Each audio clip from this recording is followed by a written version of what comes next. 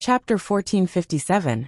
Yongwa stepped forward and caught the rampaging crab and a few lobsters that wanted to escape with their small feet. In exchange, the three little ones looked at her with adoration. Uncle Poplar Fruit, why aren't you afraid that they will bite you? Dejun asked curiously. Because I have skills. I can catch them, and they can't bite me. Poplar Fruit laughed. He patted Dejun's shoulder and said, But you can't do it now. You are too slow. Wait until you grow up before you learn. Dejun lowered his head regretfully. But soon, the three little ones found a new target, drilling wood to start a fire. They were very curious. They each squatted beside their father and watched as Poplar Fruit, Zhou Shimin, and Lin Yongjian took turns rubbing the wooden stick. Of course they couldn't stay still. Kiki moved around, and even ran behind Poplar Fruit, and climbed up his back. What's more, Xian's little head was getting closer and closer, blocking Poplar Fruit's view. There was no other way but to stop again. All their previous efforts were wasted. Hey, you two, can you stop fooling around? And Xian, can you stop moving forward? Poplar Fruit rubbed the heads of the two little ones and said, What if there is a sudden fire, and your hair is all burned? As he said that, Poplar Fruit made a scary gesture of an explosion. However, it was originally meant to scare them. In the end, Poplar Fruit's gesture made them laugh. Especially Kiki. The little girl was giggling nonstop. The kind that couldn't stop at all. All of you go play on the side. We have to start the fire early, so that you can have something to eat. Lin Yongjian began to clear the area. This time, the three little ones obediently went to play on the side, and Poplar Fruit and the other two finally got a moment of peace. I think we should adjust a little, Poplar Fruit said. He used his hands to gather the wood chips and hay, and tried to get as close to the hole as possible. First, slowly use your strength, then increase your strength. How about this? Teacher Lin, go first. Zhou Shimin handed the wooden stick to Lin Yongjian. Lin Yongjian nodded. Yes, I'm slower. Then me. Next, Poplar Fruit follow. Zhou Shimin said. Poplar Fruit smiled and nodded. He even stood up and twisted his arms, ready to go all out. Lin Yongjian began to heat the temperature of the wood. Zhou Shimin quickly took over. He was even faster. He did not know how the wood was, but his hands were definitely red from rubbing the wood. Poplar Fruit. In order to increase her speed, Yongwa even changed into a kneeling position. As soon as she received the wooden stick, Yongwa fiercely began to rub it. Suddenly, his hands became a shadow to him. Immediately, there was a burnt smell. Almost there, almost there. Zhou Shimin shouted excitedly. Lin Yongjian was more pragmatic. He carefully lowered his body and gathered the grass and wood chips to the side of the wooden stick. He didn't know what was going on. Poplar Fruit only saw a few sparks bursting out, and then the nearby wood chips were rubbed against each other, igniting a small flame. Then he ignited the hay beside him. There's fire. It's a success. Zhou Shimin shouted excitedly. The three children, who were playing in the sand, heard him and rushed over to watch the commotion. Poplar Fruit, who heard the commotion, quickly turned his head and shouted, Don't. But it was too late. The three little guys didn't run very fast, but they were still carrying the wind and sand with them. Although they stopped in front, the wind and sand rushed towards them. Not to mention the fragile little flame. Even Lin Yongjian was affected. Where's the fire? Kiki, who was in the lead, asked. She didn't even see her father's dark face. These three little fellows didn't even know that they had wasted their father's hard work. They had no choice but to chase the three children away, then clean up the sand they kicked over and start again. Fortunately, they were familiar with the process this time. After only one effort, they reignited the hay. Next, it was the part that Poplar Fruit was familiar with. After all, he was born in the countryside. Although he hadn't used firewood to cook for nearly 15 years, the family used natural gas when Poplar Fruit was in his teens. He wasn't out of practice. He had previously used the stones that the children helped to pick up to build a simple stove, and the inside was covered with dry wood. All of this was done by him. Although it looked simple, in fact, there was a lot of knowledge behind the placement of the wood inside. The working people had solved the problem of ventilation and oxygen through practice. Poplar Fruit carefully placed the hay wrapped in the fire into the stove, and continued to use the hay beside him to cultivate the fire. Then he blew hard and gently. The fire burned brighter and brighter, and gradually, a larger piece of wood was ignited. At this time, they finally achieved the final result of drilling wood to make fire. Papa, we're hungry. Kiki seemed to be unable to play at this time. She pulled her father's hand and shook it expectantly. Xian was even more unbearable. She threw herself into her father's arms and hummed like a little pig, as if she was calling for food.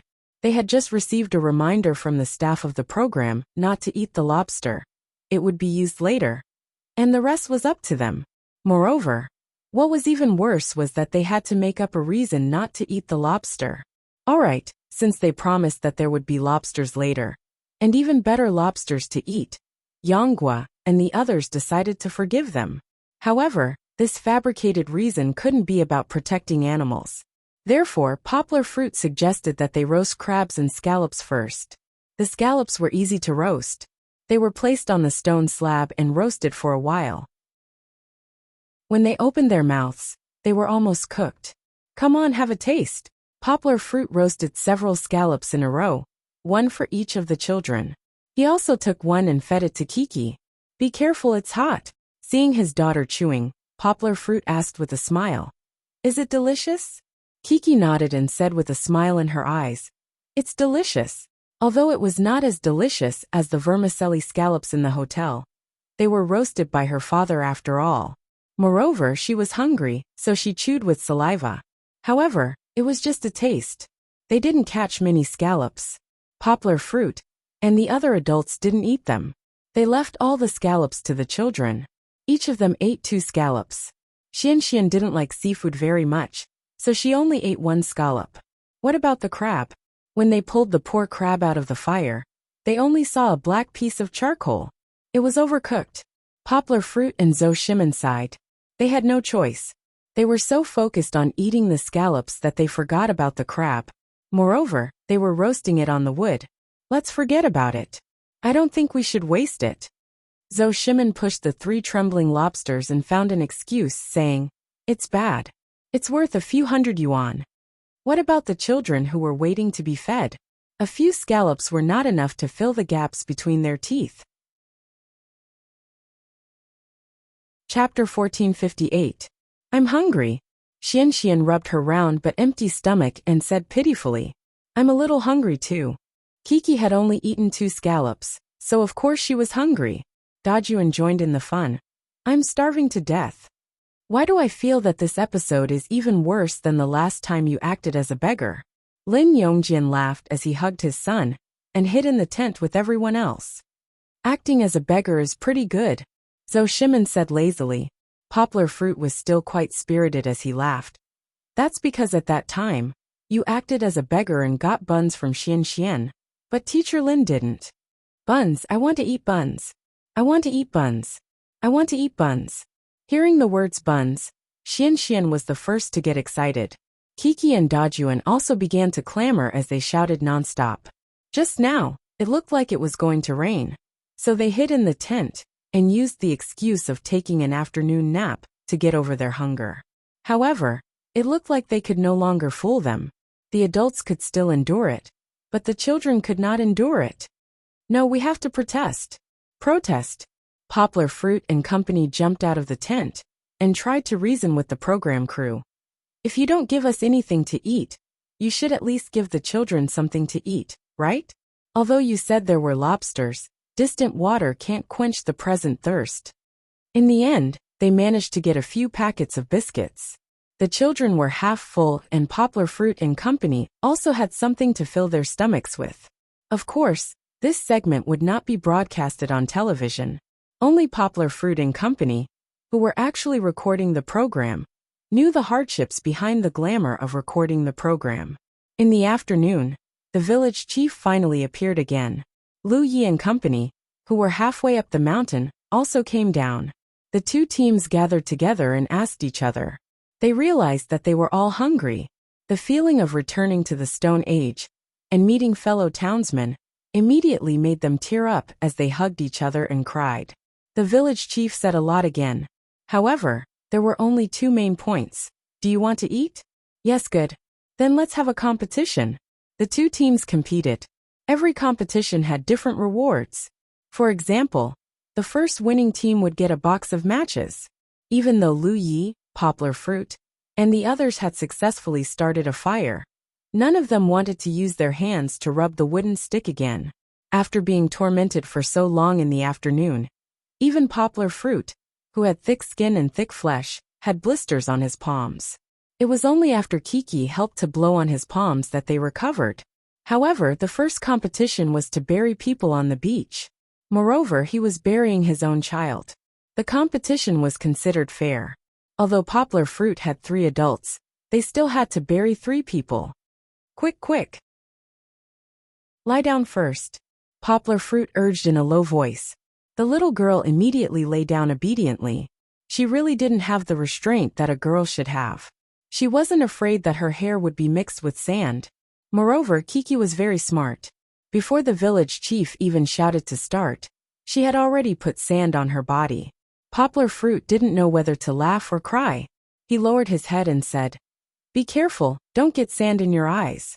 It's best if you close your eyes." Kiki closed her eyes, but her face was full of smiles. Even her mouth couldn't help but open. She felt that this game was very fun. However, it was a pity. Poplar fruit and the others had lost the first game. This was because they had to bury 3 children.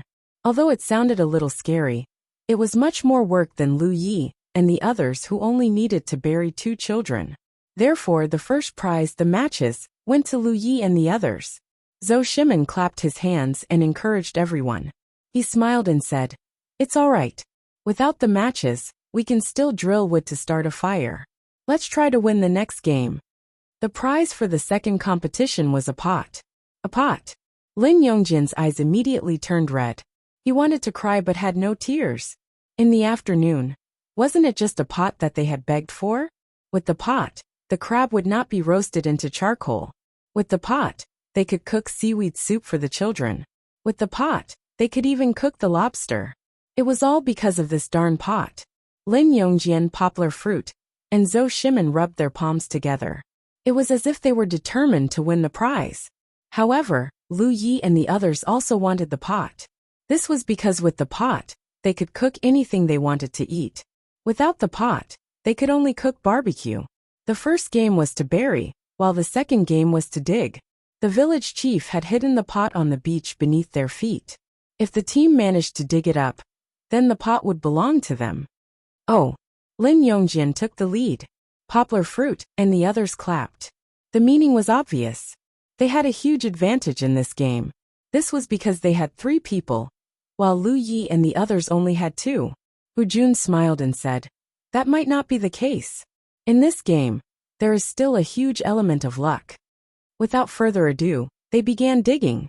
Everyone quickly moved. However, the beach was quite big.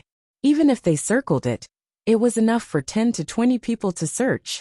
After searching for a while, everyone began to feel frustrated. They could not dig it up at all.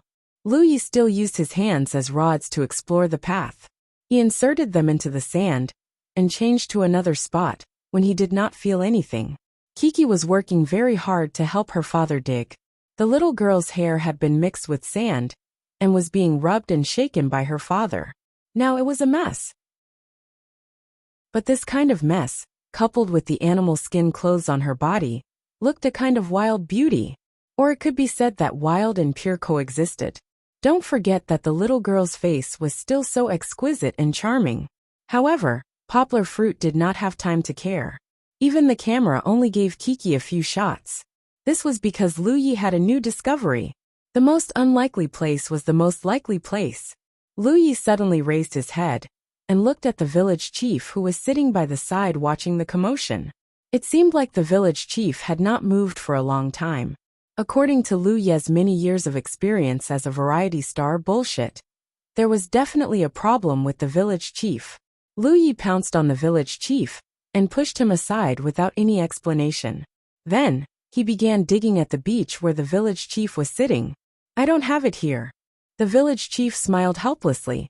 However, his smile to Lu Yi was more like a cover-up for his panic after being exposed. "It's definitely with you.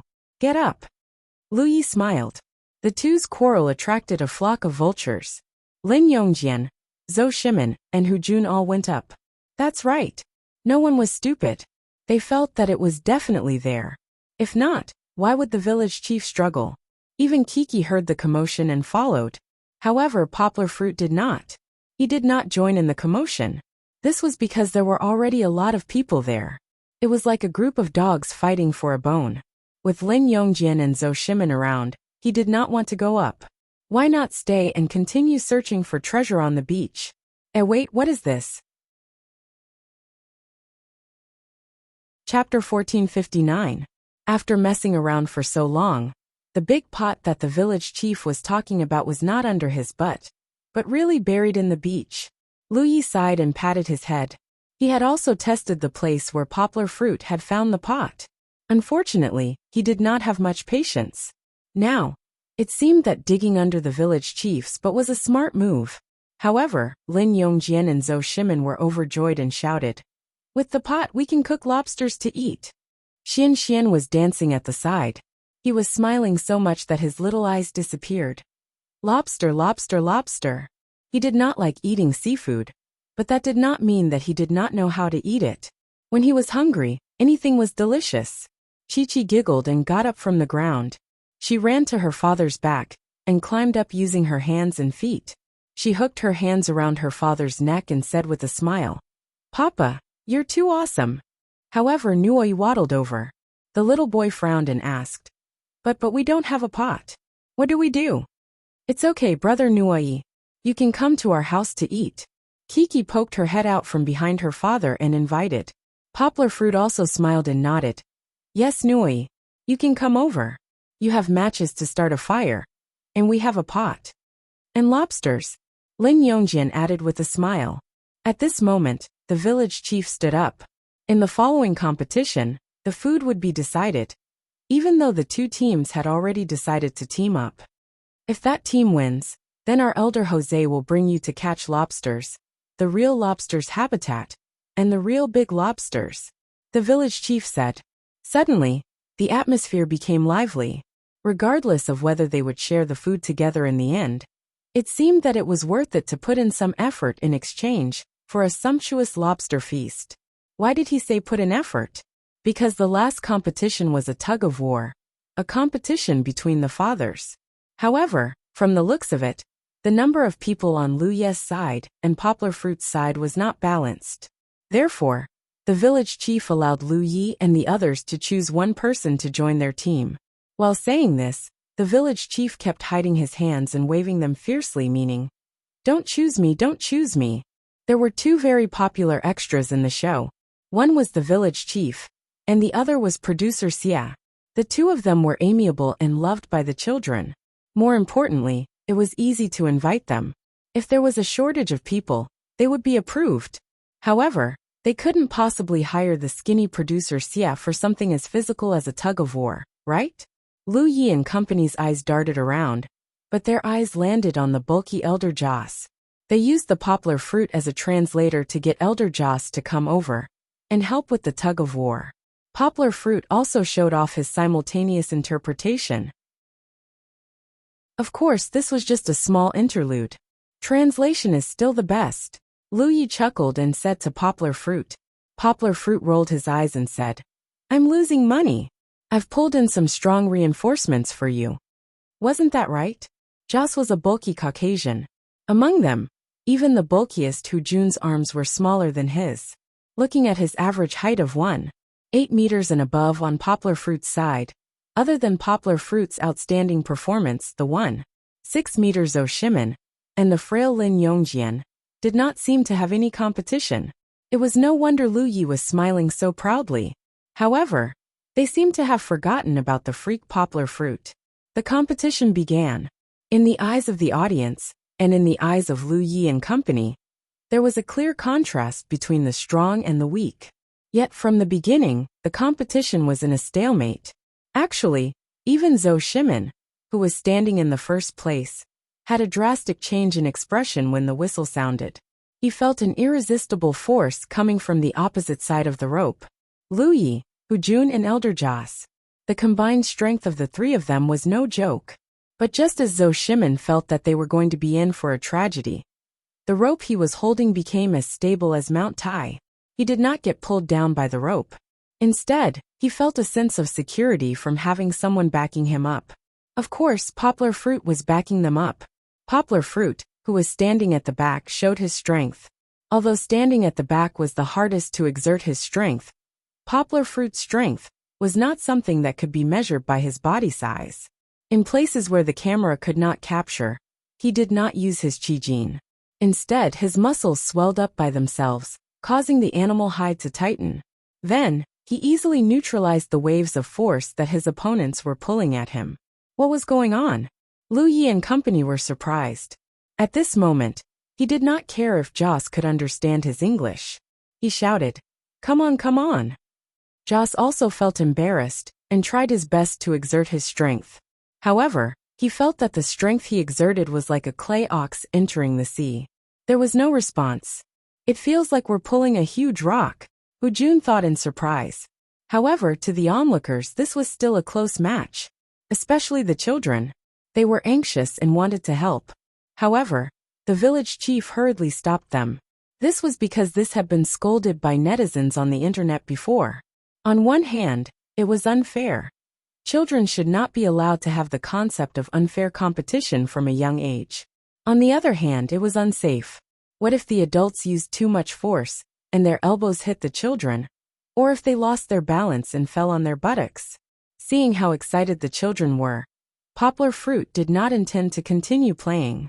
He was hiding his strength. Anyway, his opponents were starting to get tired. As long as he put in a little more effort. From the camera's perspective, Poplar Fruit and Zhou Shimin, these two guys with good physical fitness, seemed to be getting braver as they fought. Taking advantage of the fact that their opponents were getting tired, they broke the balance in one go and pulled each other along.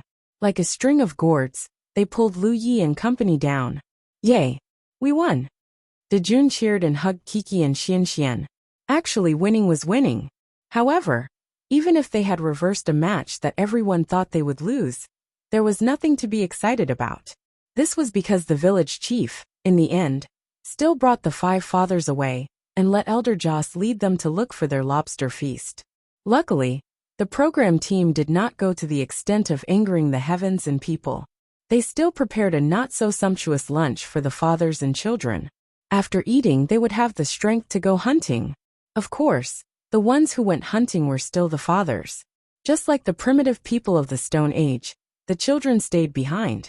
As for Kiki, Kong Kong and the rest, they were led by the village chief and another group of staff from the program team to play an adventure game. What kind of sparks would be created here? Chapter 1460. Poplar Fruit and the other four dads followed Elder Joss to look for lobsters. However, this time, they were not at the rocky beach filled with cracks in the rocks. Instead, they came to a clear stream. This place seemed to be a natural lobster farm. Walking in the stream, through the sparkling water surface, they could see big and thick lobsters blowing bubbles.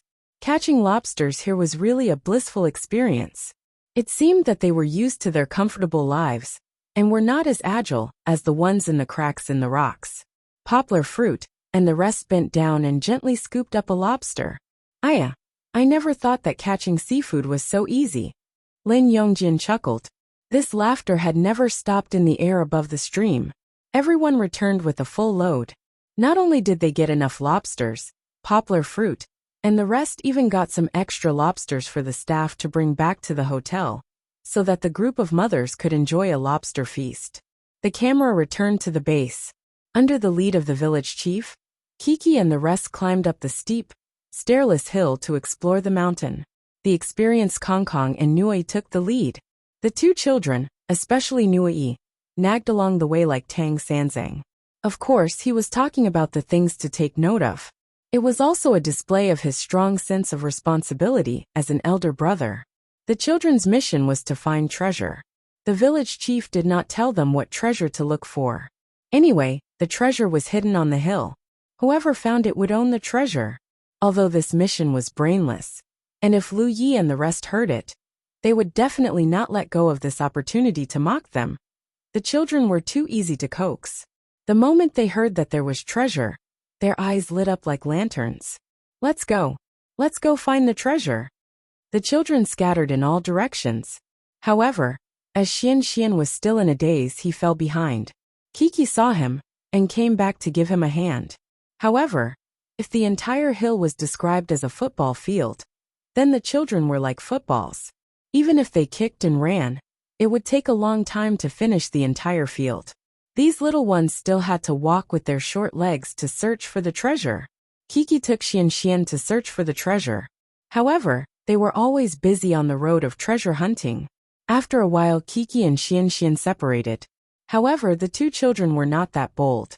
They chose the main road to look for it, but they could not find it even after searching for a long time. The little girl used her small hands to tidy up her long hair, while looking up at a big tree beside her. But how could she be hiding on a big tree? The production team was not so infuriated. They hid it in a big tree, and the children would not be able to reach it. I can't find it.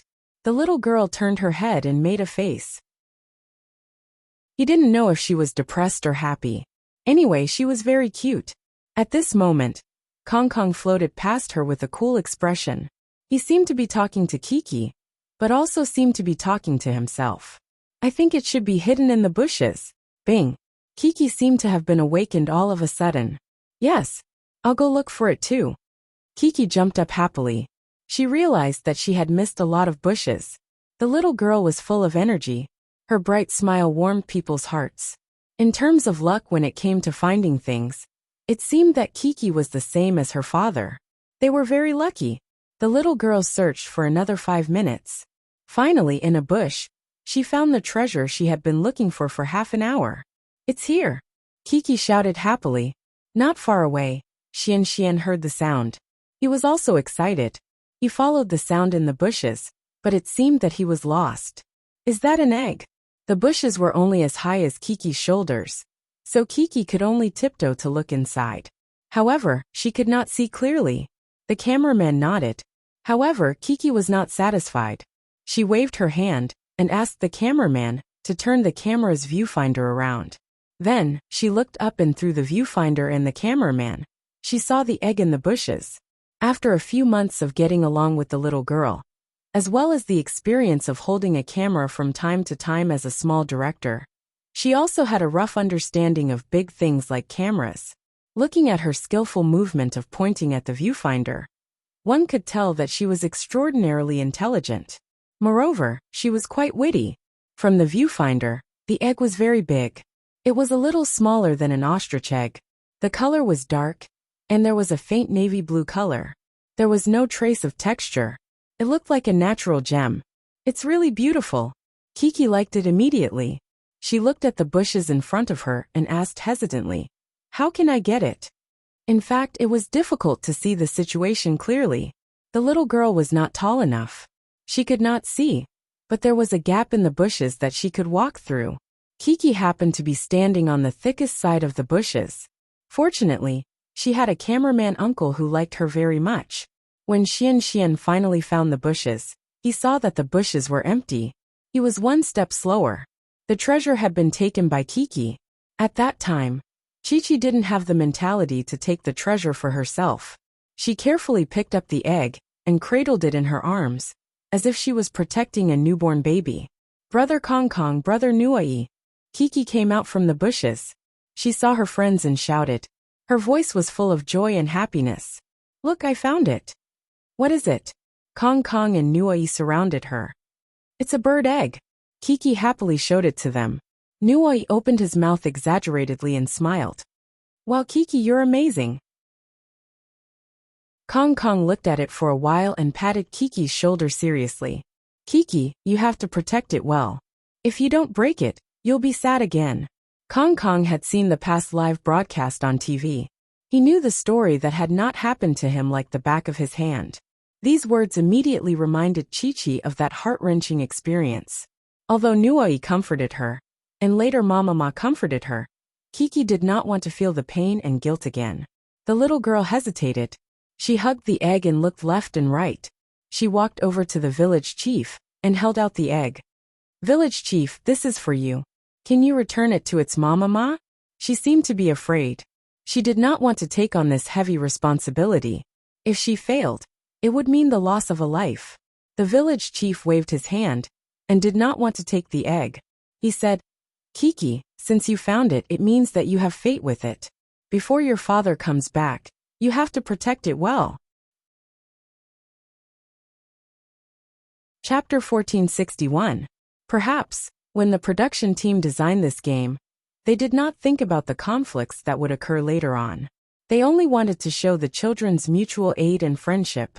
But the idea was beautiful, but the plan could not keep up with the changes. Kiki was given a heavy responsibility by the village chief, so she could only hug the bird egg in her arms.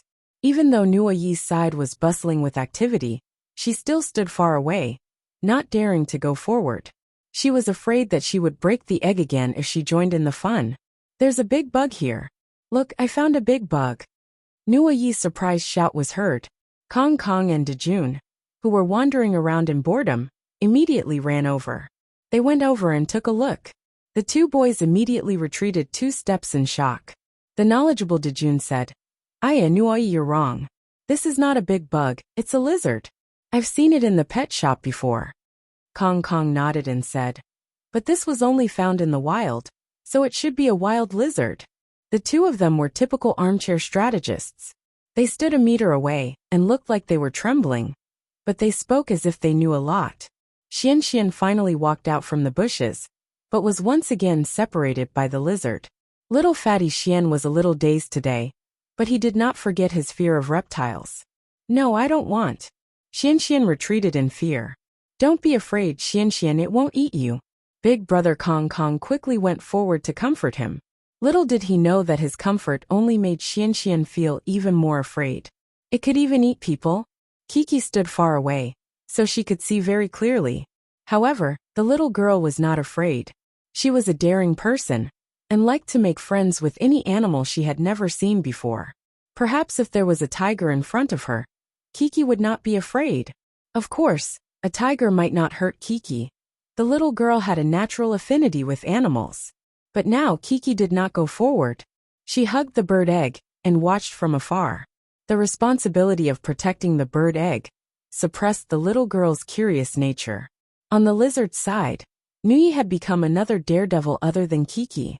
He smiled sweetly as he circled to the back of the lizard, squatted down and grabbed it with both hands. He even grabbed it like he was grabbing a watermelon. Perhaps it was because he had been kicked twice by the struggling lizard. Nuoi felt a little scared. He put the lizard down again. This time, the lizard was no longer slow. Instead, it ran into the forest at a very fast speed. Xian was freed. Only then did he see the egg in Kiki's arms. For a moment, little fatty Xian fell into a state of confusion. This bird's egg should be mine. Xian thought blankly. If he had rushed over earlier and not gotten lost in the tall grass, then he would have found the treasure, and the egg would have belonged to him. The reason why Xian thought so was because in his eyes, this bird's egg was very, very beautiful. Seeing Xian looking at it, Kiki kindly introduced it to Xian. The village chief said that this is the egg of a bird called the emu. Its mama looks like an ostrich. In fact, the emu was also known as the Australian ostrich. I saw it in the bushes over there. Kiki said. That's right, Xian also missed the treasure there. What a beautiful emerald. Xian's eyes were filled with desire. It was not envy, but a desire to take it for himself. This gaze made Kiki feel a little scared, but she did not want to believe her own instincts. She even took the initiative to ask, Xian, do you want to touch it? But at this moment, Nuyi and the rest ran over and said, you can't touch it. Kiki, you have to protect it. Needless to say, this bird's egg was very heavy, just like the responsibility Kiki was shouldering now. Her expression quickly became serious, and she wrapped her arms around the egg and hugged it in her arms. At this moment, Xian's rationality was gradually being suppressed by the love in his heart.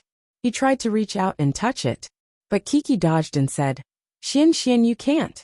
The little girl was a little scared, and she quickly left with the egg. But Xian did not give up. He waited for Kiki to sit down on the big bed in Nuyi's camp. then ran over, looked for a while, and reached out to snatch it. Kiki was stunned. The cameraman and scriptwriter were also stunned. This was a plot they had never thought of. The conflict between the children had erupted so quickly. And how could it happen to the two children, Kiki and Xian? They could not figure it out. But it was useless even if they could not figure it out. Xian's snatching had already happened. No. Kiki struggled agitatedly. In terms of strength, Xian could not be compared to Kiki. If Kiki was not willing to give it to him, how could Xian snatch the bird's egg from Kiki's arms? But Kiki was worried that the fight between the two of them would break the bird's egg.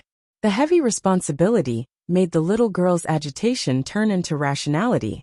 Kiki let go of her hand, allowing Xian to snatch the bird's egg away. But the grievance in the little girl's heart was like the sound of the waves, wave after wave, flooding Kiki's eyes in an instant. Woo! Kiki ran away aggrievedly, rubbing her eyes with both hands, wiping away her tears. Her crying made one's heart ache. The audience in front of the TV was almost infected by the little girl's pouting mouth and all sorts of emotional expressions. Little chubby Xian's value instantly rose. This unforeseen event happened too suddenly. The little friends who were playing at the side had only just reacted and hurriedly ran over. Of course, Nui first ran to comfort his good friend Kiki, while Dejun and Kong looked at Dejun and scratched their heads. Kiki's crying, and the condemning eyes of his friends, made Xian feel that he was in the wrong. However, Xian was still too young. He was only a little over 4 years old. His lunar birthday was in the middle of August. He had not reached the age to reflect on his mistakes. On the contrary, the guilt made Xian's stubborn personality, making him even more unwilling to accept his mistakes. Xian, you can't snatch Kiki's egg. She was the one who discovered it. You should return it to her. Dejun's words made Kiki's crying stop for a moment. She was still willing to believe in her good friend. But Xian's stubbornness was there. He only snorted, imitated Kiki, and hugged the bird's egg with both hands, stood up and walked in the other direction. As if her faith had collapsed, Chi cried even more miserably with a wah. Nui hugged her but couldn't coax her. This was even a friendship crisis. The program crew's directors were all startled awake. They hesitated, wondering if they should intervene. Could it be that this was the last journey, and they still wanted to make the program have a sad ending? Chapter 1462. Xian snatched the treasure that Kiki found. Although it was a bird's egg, his action of making a girl cry caused a lot of discussion among the netizens. Some netizens even scolded Xian angrily. But in reality, they were all children. There was no need to be so uptight. Back at the scene, Kong and Dejun persuaded Xian to return the bird's egg to Kiki. Dejun scratched his head. He was helpless against Xian's stubbornness. But luckily there was Kong. He was smart. He blinked and said to Xian, didn't you say before that you liked Kiki? Now you've made her cry again. She might not like to play with you in the future. Kang's words were like a bell in Xian's heart. He realized that he had made a big mistake, but he was still hesitating. Yes, you should return it to Kiki. Dejun nodded and said, we're good friends. You can't steal our things. Kong was like an old mother. She said earnestly, we should share. There was a problem with the logic, but Xian gradually understood. He turned around and looked at Chi, who was crying so hard that her face had turned red. His sister looked very sad because he was the one who hurt her heart. Guilt replaced the joy he felt from taking the bird's egg. Xian moved. He pouted and walked towards Kiki. Kiki's sadness was not only because the bird's egg was stolen. More importantly, it was because her trusted friend did it. She couldn't understand. She was very sad. Since young, Kiki rarely had the experience of snatching toys from her friends. Xian walked over. Of course, he didn't apologize. It wasn't that he didn't want to apologize, but he didn't know how to say it. He was too young. The apology was stuck in his throat. It was hard to say. He raised his hands and handed the bird's egg to Kiki. He even placed it in her arms. Of course, little fatty Xian's expression was very complicated. There was reluctance, regret, and guilt. The adults in the production team had wanted to intervene, but since the situation had taken a turn for the better, they stopped and wanted to see how the children would deal with such a situation on their own. What would Kiki do if Xian returned the egg? Should he turn his head and leave? Or should he awkwardly accept it with a knot in his heart that would destroy their friendship? Regardless of the choice, the audience was mentally prepared because what Xian had done before was indeed too much. They had already thought of a line to defend Kiki. If it were an adult like me, I would have made the same choice. However, adults were adults after all. The innocence of children was something they could never imagine. Chi-Chi was stunned for a moment before she lowered her head to look at the egg in her arms. After a while, she finally took it. She carefully held it close to her chest with one hand, while the other hand reached out. The little girl smiled through her tears. Her smile was very bright and not forced at all. She reached out and pulled Xian into her arms. Of course, there was still a fuse in the middle, the egg. This scene was very difficult to understand logically. Why did Kiki not pursue the matter? Why did she smile and give Xian a hug? Sister Kiki, I am sorry. Xian's hanging heart relaxed a little. He finally said the apology that he had suppressed in his heart. It's okay. I've already forgiven you. Kiki's face was still covered in tears, and her voice was still a little sobbing. However, she was smiling happily. Perhaps this didn't need any logic to explain.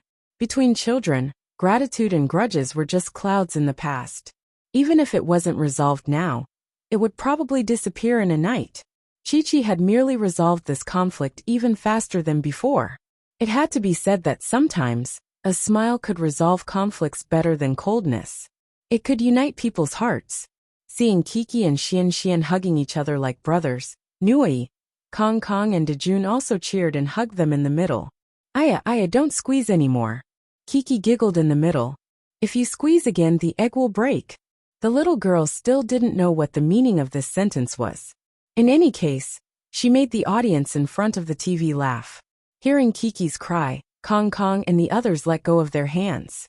Then the four boys, including Xian, under Kong Kang's command, held hands and formed a large circle, surrounding Kiki in the middle. We have to protect Kiki and the egg. Kong said righteously to the camera. You can't come close. Xian finally stopped being confused. The boy with curly hair also said in a childish voice, You can't come close. Kiki was in the middle. She giggled and used animal skin to wipe away the tear stain. She smiled and said, You don't have to be like this. I feel that, Kiki, you are very much like a princess now. Nui laughed. We are your knights. Really?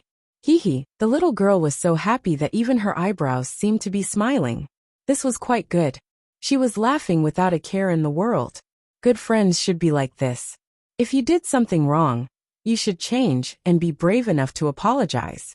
More importantly, you should face each other with a tolerant heart and smile at each other. They laughed like this until the fathers came back.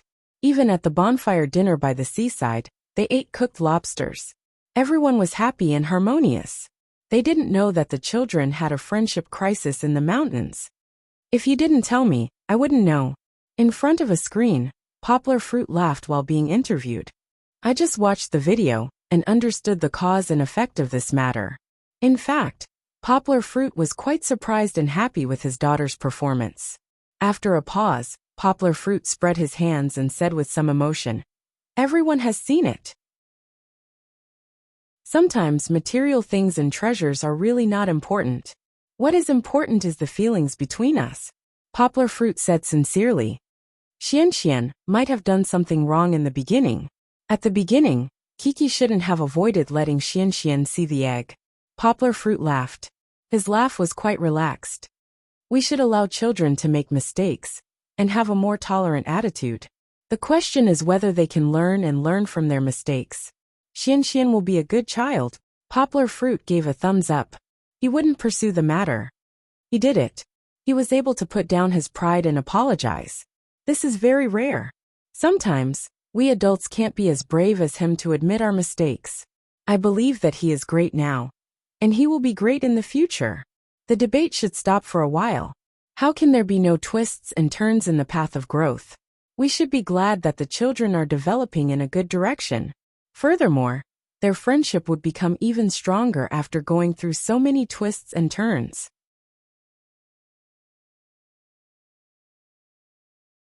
Chapter 1463. When the fathers returned, it was already close to evening. Everyone was busy cooking lobsters while enjoying the unique sunset scenery on the coast. Eating lobsters, singing, chatting, and playing by the campfire. A few hours passed in the blink of an eye. The little ones were all sleepy. Both father and son pairs extinguished the campfire and returned to their own campsites to rest. The depressing thing was that although they had come to the beautiful Western Australia, they were tormented by the production team to the point that they could only sleep in a tattered tent by the beach. Of course, if it were not for taking care of the children, Poplar Fruit would think that such a wild life was actually very fun. He was not a professional backpacker, but the carefree attitude of backpackers made him quite envious. This could be seen from the fact that he had dared to drive around 6 provinces with his daughter and good friends in a car in the past. However, as he grew older and had a family, Poplar Fruit had become much more mature. Now, what he did was more to protect and not to pursue excitement. Therefore, Poplar Fruit woke up in the middle of the night. After covering Kiki with a blanket, he went to patrol the beach outside. Although the production team said that it was fine, what if the tide really rose? Luckily, the night was peaceful. When they woke up the next day, a new day of challenges and adventures began. However, the village chief's words left his father and children dumbfounded. The team that loses the competition will choose a family to stay on this beach. It was like a bolt from the blue. The winning team could go to the beautiful Margaret Town to experience modern life, while the losing team had to stay and continue to be primitive people. Oh God, we have had enough of being primitive people. Although there was a saying about being vigilant in times of peace, being a primitive person for one day was an experience, and being a primitive person for the next day was torture. If they wanted to be a primitive person special, why did they come all the way to Australia? They could have gone to any beach or mountain in China to experience it. They could not complain. But the competition still had to go on. The competition this time was different from yesterday's.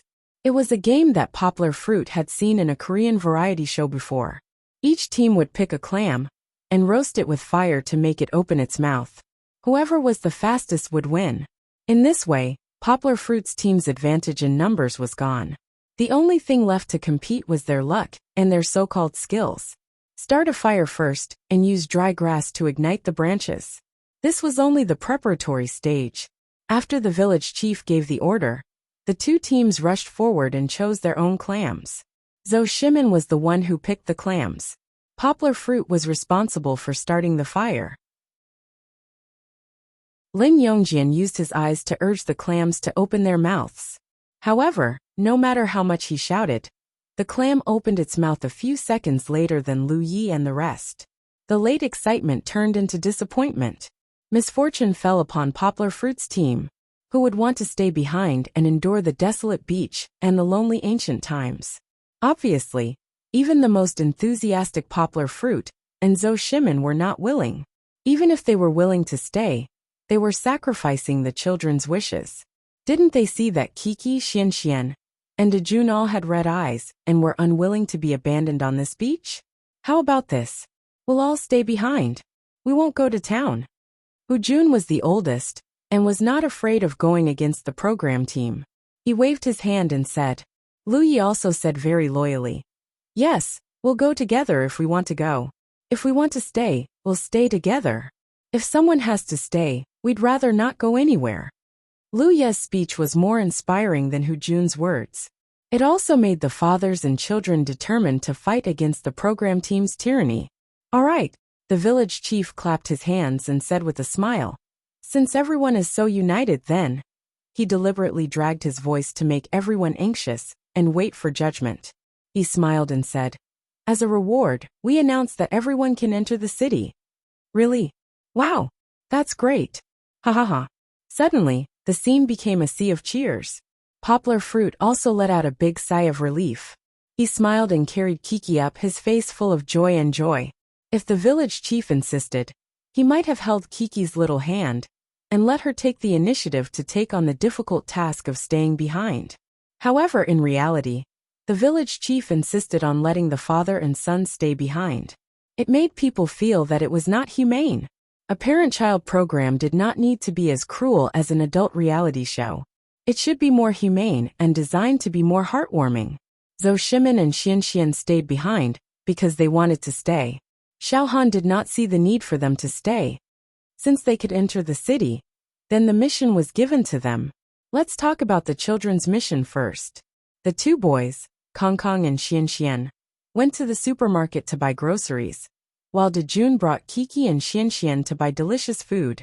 Every team had $100. 100 Australian dollars was about the value of 450 renminbi. It could still buy quite a lot of things. However, the village chief did not specify what to buy. Therefore, the fathers had to write it down on the mission cards for the children. According to the mission requirements, Kongkong's team had to buy the ingredients for everyone's lunch, so they had to write it down in detail. It's okay. The ingredients in Australia are cheaper. Write more, Lu Yi said. He had been there before. Leave some for them to express themselves freely, Hu Jun suggested. Poplar Fruit's team was even more excessive. Dejun's team asked to buy snacks for everyone. Therefore, Lin Yongjian, who did not know much about snacks, did not have any ideas. Dejun, you have to follow Kiki. Listen to her arrangements. Lin Yongjian said. Family members knew family matters. Dejun didn't even know how to introduce himself in English, and he wasn't a very extroverted child. But you're the older brother. You have to protect your younger siblings, understand? Poplar Fruit also patted his daughter's shoulder and smiled. Okay, it's your turn to be the team leader today. Dejun and Xianxian don't speak English. You have to translate for them, okay? The little girl nodded obediently. She waved the mission card in her hand and asked doubtfully, Then what do we have to buy? It said snacks, but there were many kinds of snacks. Candy biscuits. Poplar Fruit said. You can buy whatever you like. You can also help Xianxian and Dejun buy what they want to eat. But you only have $100. The little girl's eyes suddenly lit up. She swallowed and said happily, Candy, I want to buy candy. You can't just buy candy. You have to buy something that everyone likes to eat. Poplar Fruit smiled and pinched the little girl's nose. And you can't eat it all on the road. You have to bring it back and share it with everyone.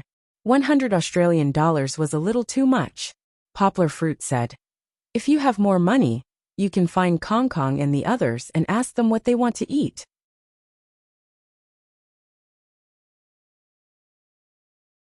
Chapter 1464. The production team's bus brought the 10 primitive people to Margaret River Town. Before getting off the bus, Lu Yi helplessly asked, Don't we need to change out of these clothes? The answer was no. It looked like the little rascals were going to appear in this extremely modern Western Australian town in strange clothes. Hopefully, they would not be surrounded. Although these were the clothes of the local Aborigines, it was likely that no one would appear so openly on the streets now. You guys go ahead. Poplar Fruit reminded his daughter of some things to take note of. Then he smiled and patted the little girl's butt. He said, Enjoy your mission. Have fun. Kiki happily smiled and said, Yes, yes. She was not worried about leaving her father's side and following her friends to do missions. In the end, she would still return to her father's side. However, Kiki did not understand her father's meaning. Now this was no longer a mission. Instead, it was for her to enjoy the process. Poplar Fruit was smiling. He also missed the various torments that he had encountered in these 8 trips, especially when he saw the little rascals grow up. Perhaps the journey will still end. Then it will end now. Kiki, cherish every moment that you have now. The fathers left in the bus while the children began to rush to their respective positions, under the guidance of the director and cameraman. Let's not talk about Kongkong and Nuai who went straight to the supermarket for now. Kiki brought Dejun and Dejun. The 3 primitive people were wearing animal skin clothes. Each of them had a small bag slung over their shoulders. Kiki, where are we going? Dejun asked. There were too many colorful shops around. They had a Western lifestyle that was completely different from the ones in China. The little boy was almost dazzled by it all. As for Xianxian, He had fallen into a confused state again. It was probably because the environment was too unfamiliar, and the impact of culture, that little chubby Xian did not dare to be as passionate as he was in China. He followed closely behind Sister Kiki, and did not dare to fall behind by half a meter. Here Xian couldn't even speak or understand English. He was afraid that he would get lost and never be able to find his way back. On the other hand, Kiki was like a fish in water. She was very familiar with the English environment. When she was young, she spent some time in the United States, Canada, France, England, and even Sweden. Although Kiki could speak French, English was a universal language after all. In the past, she had only heard that she was familiar with English, but as the little girl slowly grew up, she watched English cartoons by herself, chatted with Little Seven and other good friends over the internet, in kindergarten, and even in her father's school, honed her English level. In terms of vocabulary, Kiki could be said to be comparable to a student who had passed the CET4 exam. After all, she did not study it systematically. However, in terms of daily English usage, Kiki was definitely not worse than a child of the same age whose mother tongue was English. Sweet_shop. Before Kiki could answer Dejun's question, she suddenly saw something that made her shout excitedly. Brother Dejun, Xian, that's the candy shop. Let's go to the candy shop, okay? Okay, my dad said that I'll listen to you today. Dejun nodded. Xian followed closely and expressed his intention with his actions. Regardless of whether he understood or not, when he heard the word candy, Xian's spirit was lifted. When they walked into the candy shop, it was different from the old grandpas and store managers in the United States. There were some young girls working here, but they were very happy to receive the little guys. Kiki remembered her dad's instruction to help Dejun and the others translate. After listening to the shop assistant, Kiki turned to Dejun and Xian and said, "They asked us what candy we want." Well, the translation was quite good, but Dejun and Xian both had their mouths wide open and didn't know what to say. The candy shop was filled with a sweet smell, as if they were soaked in honey. The shop was almost surrounded by cupboards, and each cupboard was filled with all kinds of candies. There were almost no duplicates. This couldn't be seen in China. Foreign candy shops specialized in selling candies. The most attractive thing about them was that they had a variety of candies. They were creative and colorful. Almost no children could taste all the candies, so they were especially popular among children under the age of 12. The children in China weren't so lucky. Except for the major cities, there were very few candy shops. Even if there were, they weren't open for children. If the children wanted to eat candy, the parents would generally only buy it in the supermarket. Hard candies, soft candies, fruit candies, lollipops, there was no creativity at all. Even for Kiki, she missed the experience of going to the candy shop with Alan's wife and children when she was in the United States with her dad. When she returned to China, she only had such a surprise on her birthday. Alan sent Kiki's favorite candy gift across the sea. So when Kiki asked Dejun and Xian to say it, how could they say it? After staring at each other for a while, Kiki had no choice but to turn around and continue to communicate with the beautiful shop assistant in the shop. Do you have any recommendations? How about this candy? The shop assistant took out a large glass candy jar. I like these. Kiki nodded happily. She turned around and introduced it to Xian and the others. This is a very delicious candy. It looks like an old man's cane. It's even better than lollipops. There are many flavors. Xian was drooling. He nodded vigorously, and Dejun also pushed Kiki and said, "Kiki, buy it. I think it's delicious." Then we want 5. Kiki turned around and said to the shop assistant, "I want every flavor. I like the orange candy cane the best." Kiki also bought some fruit-flavored gummies, but these gummies were different from the ones in China. There were rectangles, spheres, and ovals. There were also many flavors, such as apple mixed with blackberry, apple mixed with custard. Kiki asked the shop assistant to get a little of each flavor, so that everyone could have their favorite candy. There were also chocolate truffle candies, a little like Fairly, but more expensive, chocolate ice cream sandwich candies, And cream pudding candies. How much is it? Kiki asked. Xian and Dejun, who were behind them, were looking forward to it. As Kiki had been explaining to them, the two boys kept swallowing their saliva. They wanted to buy it immediately and eat it. 36 pieces. The shop assistant even made a hand gesture. Needless to say, the candies here weren't expensive. Chi-Chi bought a big bag, and it was only 150 renminbi. We can still buy some more. Kiki wanted to pay, but she suddenly hesitated. She seemed to have remembered that she had only eaten a candy once when she was young. She swallowed her saliva and explained to the shop assistant, "We have 100 yuan, and we still need to buy some biscuits and ask Brother Kong Kong for help. So we can buy some more." Kiki planned to buy 40 pieces.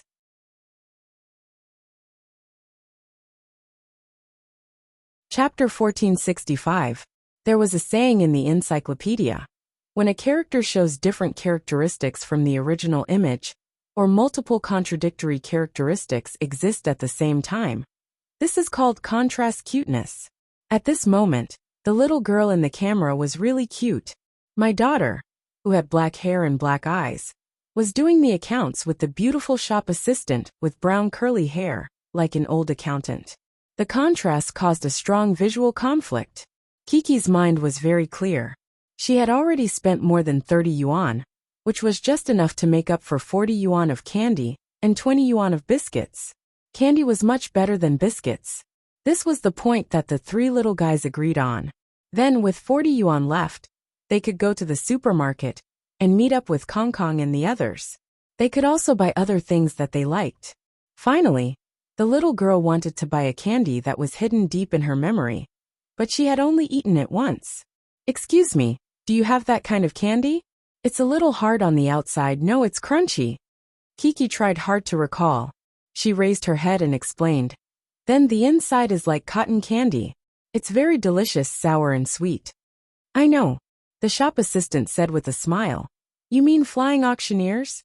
Kiki was still a little confused when it came to names, especially when she didn't know some of the words. Although the little girl was very talented, she was not so talented that she could learn it without a teacher. Fortunately, the shop assistant found a large candy jar in a corner and opened it, taking out one for Kiki to taste. Immediately, the little girl's eyes lit up. She jumped excitedly, nodded and said, this is it. I like to eat this. I like it very much." They bought another bag of candy, and then Kiki asked for some jumping candy and magic candy that could dye the tongue. These were not put in the previous big bag, but in an additional small bag, so that they could reach out and eat directly. Although she was only a 4-year-old child, Kiki had learned a lot of tricks from her mother to make life more comfortable. "We can't eat too fast. We have to leave some for Kong Kong," Kiki said to Xian and the others as she ate until her tongue was purple. The bag was now held by Dejun, but there were a few jumping candies in Dejun's mouth. He pursed his lips and squinted his small eyes, enjoying it very much, but he couldn't say anything. Xian was the same. He only cared about eating. However, it was okay if no one said anything, because there were candies to eat. What else was there to say? After buying the biscuits, Kiki took Dejun and Xian to find Kong Kong and the others. She carried the bag of sweets, which was the heaviest. The bag of biscuits was carried by Dejun, while the youngest Xian carried the bag of sweets. He was so happy that his hair was about to explode. Kong Kong and Xian and the others were at the cashier's counter. Xian and Kiki. "Brother Kong Kong, Brother Nui." Kiki jogged happily and asked, "Have you completed your mission?" "Not yet, we still have to pay." Kong Kong saw that the other party was scanning the barcodes and waved her hand. "Then we'll wait for you." Chi-Chi nodded and hung the heavy bag on the shopping cart. Then, she stood on her tiptoes and pressed down on the shopping cart to look inside. The items in the shopping cart had already been scanned with barcodes. She wanted to know what Nuyi and the others had bought. "Ah!" Nuyi shouted happily. He also tiptoed and took out a small tray wrapped in plastic from the cart. "Look, this is a strawberry, a huge strawberry." Kiki clapped her hands and said happily, "That's great. I love strawberries. You guys bought a lot of good stuff." "Brother Kong Kong, have some candies." Xian walked over slowly. This time, he didn't have the intention to eat alone. Instead, he eagerly handed the bag over. Yummy yummy. The little guys ate as if no one was around. Kong Kong looked at Kiki and Dejun's bags and asked, "What did you guys buy?" "I have biscuits, she has candies," Dejun said. Finally, the cashier scanned the items in the cart. She gestured and said, "A total of $180. $180? Kiki asked in surprise. The little girl knew that the two teams only had $100. Kong Kong didn't understand numbers, but he could see from the computer. He shook his head and said, "Nui, we don't have that much money." Then what should we do?" Nui asked awkwardly. When it came to carrying out missions, Nui still lacked the ability to think independently. When there were others around, he wanted others to think of ideas for him. Dependence needed growth to get rid of. At the side, Chi-Chi opened her small bag to take a look. There were only 40 yuan inside. 100 plus 40 was 140 yuan. There was still a huge gap to 180 yuan. "We need to refund some of the things we don't want," Kong Kong said. As he spoke, he picked from the cart. "I don't want this eggplant. It's so big, it's enough to buy one." However, he spoke in Mandarin, and it was a long speech, which made the cashier sister stunned. Kiki was also confused for a while. She patted her head and translated for Kong Kong. "Sister, we don't have enough money. Can you refund these for us?" The little girl didn't learn to translate. Her translation didn't have any principles of fidelity to the original text, nor did it have any standards of sincerity. It was purely based on the meaning, and she spoke in her own words. However, Kiki still helped a lot. Kong Kong's words that he didn't understand were explained by Kiki. The cashier sister started to take the items that Kong Kong put on the counter to cancel the order. But Brother Kong, we want to buy all of these." Nui finally understood. He said reluctantly, "We want to eat chicken for lunch. Drumsticks are enough." Kong Kong calmly bypassed Nui's obstruction and placed the perfectly packaged chicken back on the table. She spoke without allowing anyone to object. He glanced at the screen. There were still $107 left. Kong Kong looked at it and picked up the bag of strawberries that wasn't included in the ingredients. "Brother Kong, this won't do," Nui said anxiously. "Brother Kong Kong, don't refund this, okay? I like strawberries." Kiki was also anxious. She waved at the cashier and said, No, $107. We only have $100. Kong Kong said awkwardly as he held his own banknote. "I still have some." Kiki took out some money from her bag and said, "I'll lend it to you." The strawberries were saved. A happy ending for everyone. Chapter 1466. Kiki's generosity saved the bag of delicious strawberries. However, they didn't seem to want to go anywhere else. Kong Kong and Nui bought a lot of things, so they divided it into 2 bags. Each of them carried 1 bag, and Nui complained that it was heavy. Kiki and Dejun wanted to help, but couldn't. They had their own tasks. On the other hand, Xian had more freedom. He didn't need to carry anything. He just carried the bag of scattered candies and ran in front of the group. If any brother or sister wanted to eat candies, he would run up with the candies and stuff them into their mouths. The little guys carried too many things, and it was quite tiring. They didn't want to run around. They wanted to go straight home to find their father, but the production team arranged for them to go to a Western burger cafe. However, on the TV, the audience didn't see that. Instead, it looked like Kiki brought her friends there. Well, don't worry too much about these details. Since the little fellows were already here, they didn't feel awkward at all. Instead, one by one, they grabbed the comfortable sofa-like soft chairs and sat down. Even the reserved Dejun grinned happily. "Wow, this chair is so comfortable. I want to sleep here." As Dejun was speaking loudly, a beautiful waitress came over with a menu. Dejun quickly swallowed the second half of his sentence. The waitress was beautiful because she also had a pair of beautiful big eyes, and they were as blue as the sea. Kiki, the little English expert, began to discuss the menu with the waitress. "What do you want to eat?" Kiki turned and asked. "There are French fries and hamburgers. They look exactly like McDonald's." "Look exactly like McDonald's?" The little girl's choice of words was wrong, but it was enough to make the staff in the row behind her shake their bodies. In this day and age where online language was tyrannical, maybe Kiki could lead the trend for a few days. I want French fries. Kong Kong raised her arm and said happily. Although McDonald's fast food wasn't a new thing in China, it was still very attractive to children who weren't tired of eating it. I want to eat hamburgers. I'm going to starve to death for the next 2 days. Xian pouted.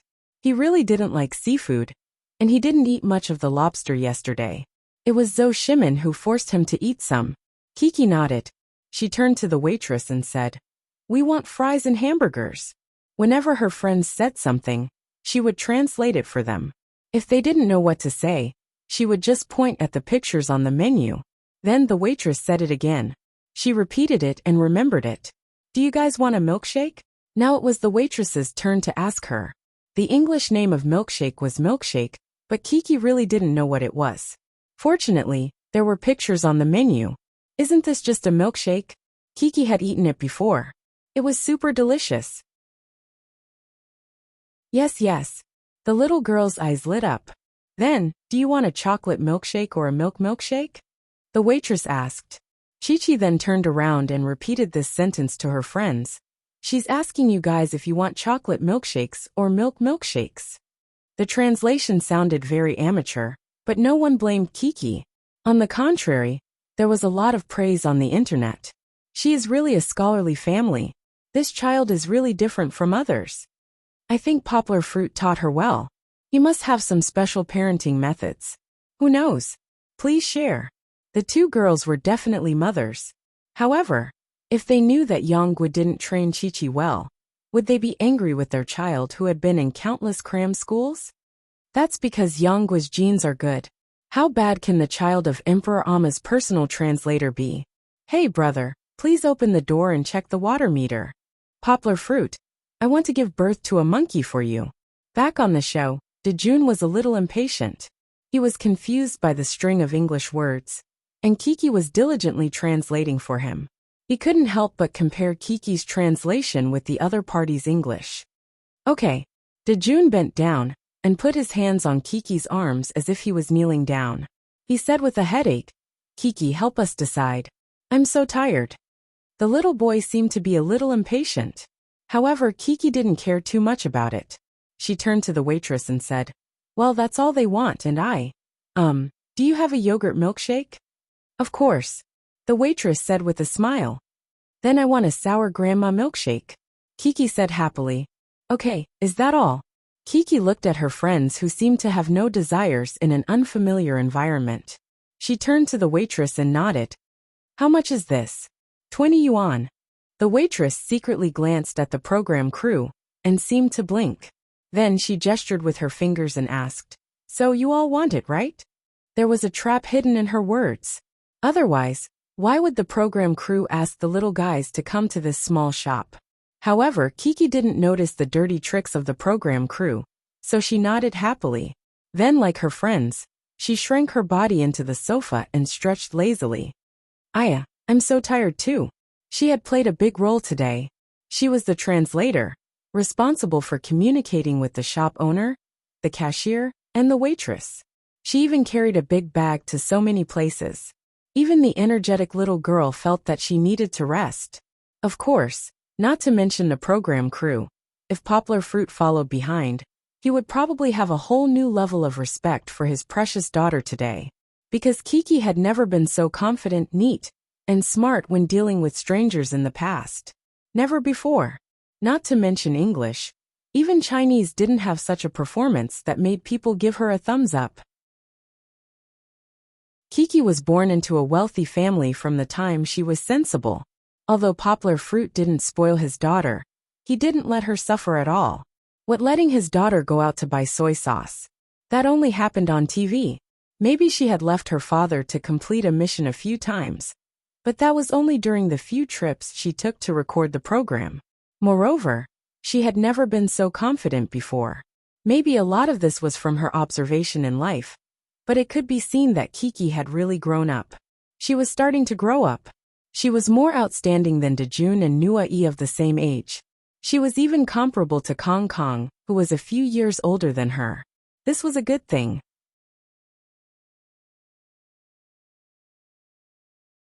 Chapter 1467.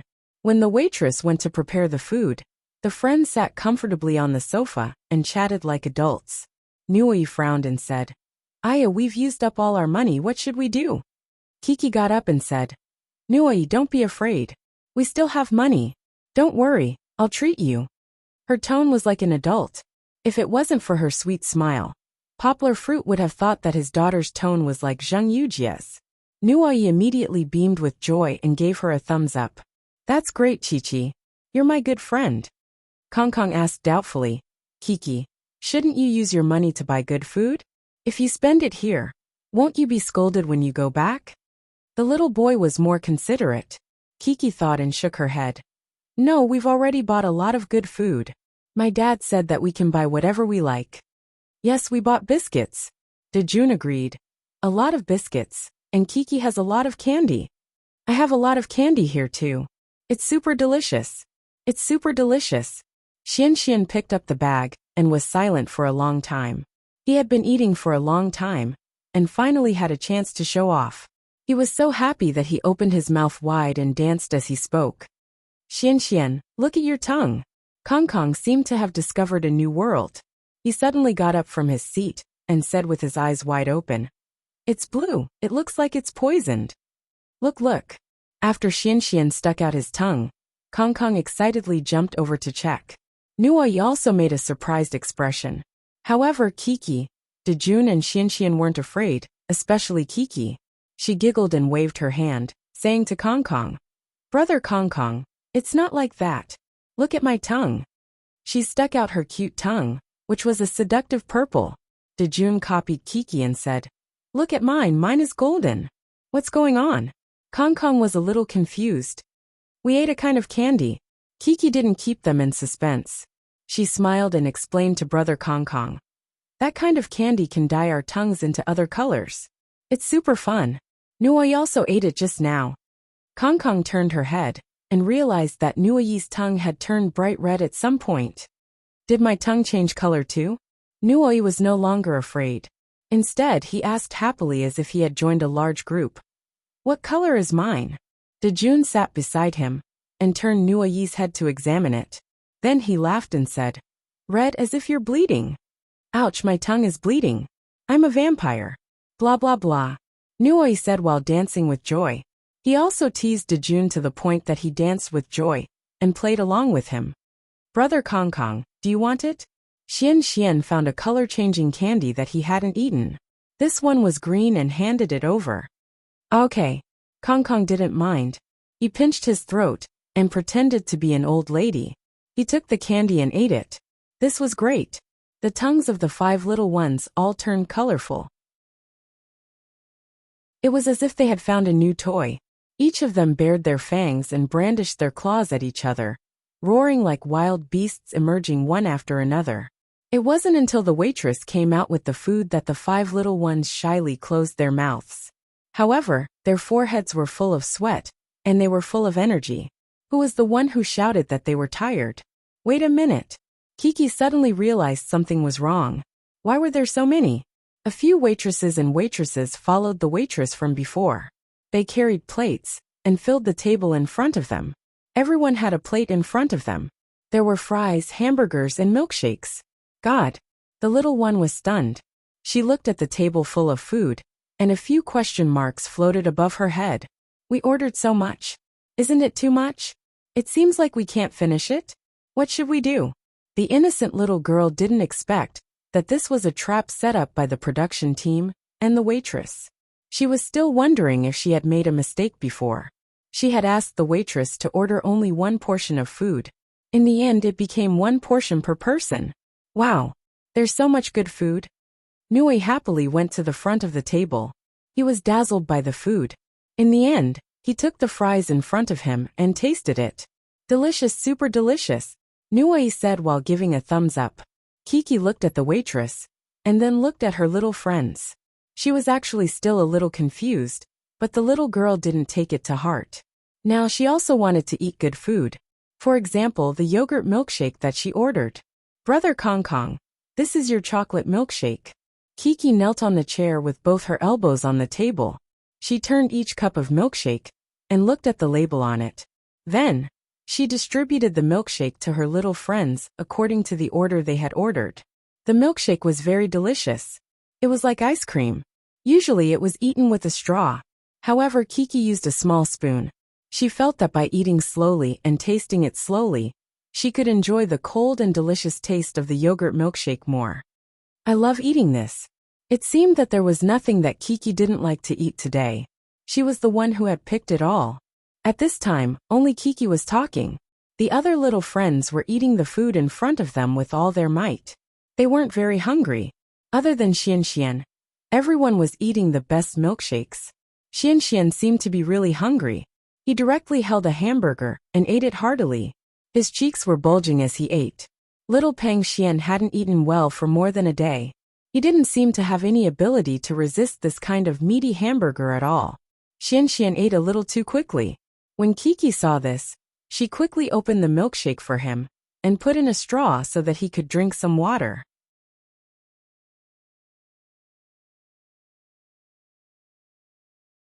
Chapter 1468. The awkward atmosphere gradually filled the entire coffee shop. Chi-Chi's expression at this moment was even more embarrassed. The little girl's two little hands were clasped together. She tensed up her little face nervously and embarrassedly squeezed out a little smile and said, "But I only have 33 yuan." Her friends were very happy. They didn't understand, so they didn't have to worry about not having enough money to pay the bill. The others chattered. Xian carried the packed food and smiled foolishly. He was probably thinking, "I don't have to go hungry today. Then what do we do?" The waitress spread her hands and asked, "What do we do?" Kiki scratched her head. Although she was still smiling awkwardly, her eyes began to turn red. It was as if her bright eyes were about to turn misty. Without money to pay the bill, not only was it embarrassing, but they were also trapped here. Kiki was so anxious that she was about to cry. She wanted to borrow money from the staff of the show, but of course the staff, who had already colluded with her, rejected the little girl. Just when Kiki was about to cry, the beautiful waitress gave them a solution to the problem. "Come with me." The waitress brought Kiki and a group of friends who still didn't know what was going on to the kitchen. She pointed to the big basin of cups and plates on the ground and said to Kiki, "If you help us wash the plates and make them clean, I can waive the money you owe." So that was the plan of the show. Kong Kong finally realized the problem. He came up to Kiki and asked her what was going on. Kiki pulled Brother Kong Kong's hand and said pitifully, "We don't have enough money. Then we have to wash these plates before we can go home." "Aya, why don't you have enough money?" Dejun asked. "I don't know. Maybe we ordered too much." Kiki said, feeling wronged. It could only be said that the show was cheating the child. They said 20 yuan at the beginning, and then it became 100 yuan. Chi-Chi was still in a daze even now. "It's okay. Let's do it." Kong Kong didn't care. He rolled up his sleeves and got ready to work. "Kiki, Brother Kong, let me help you."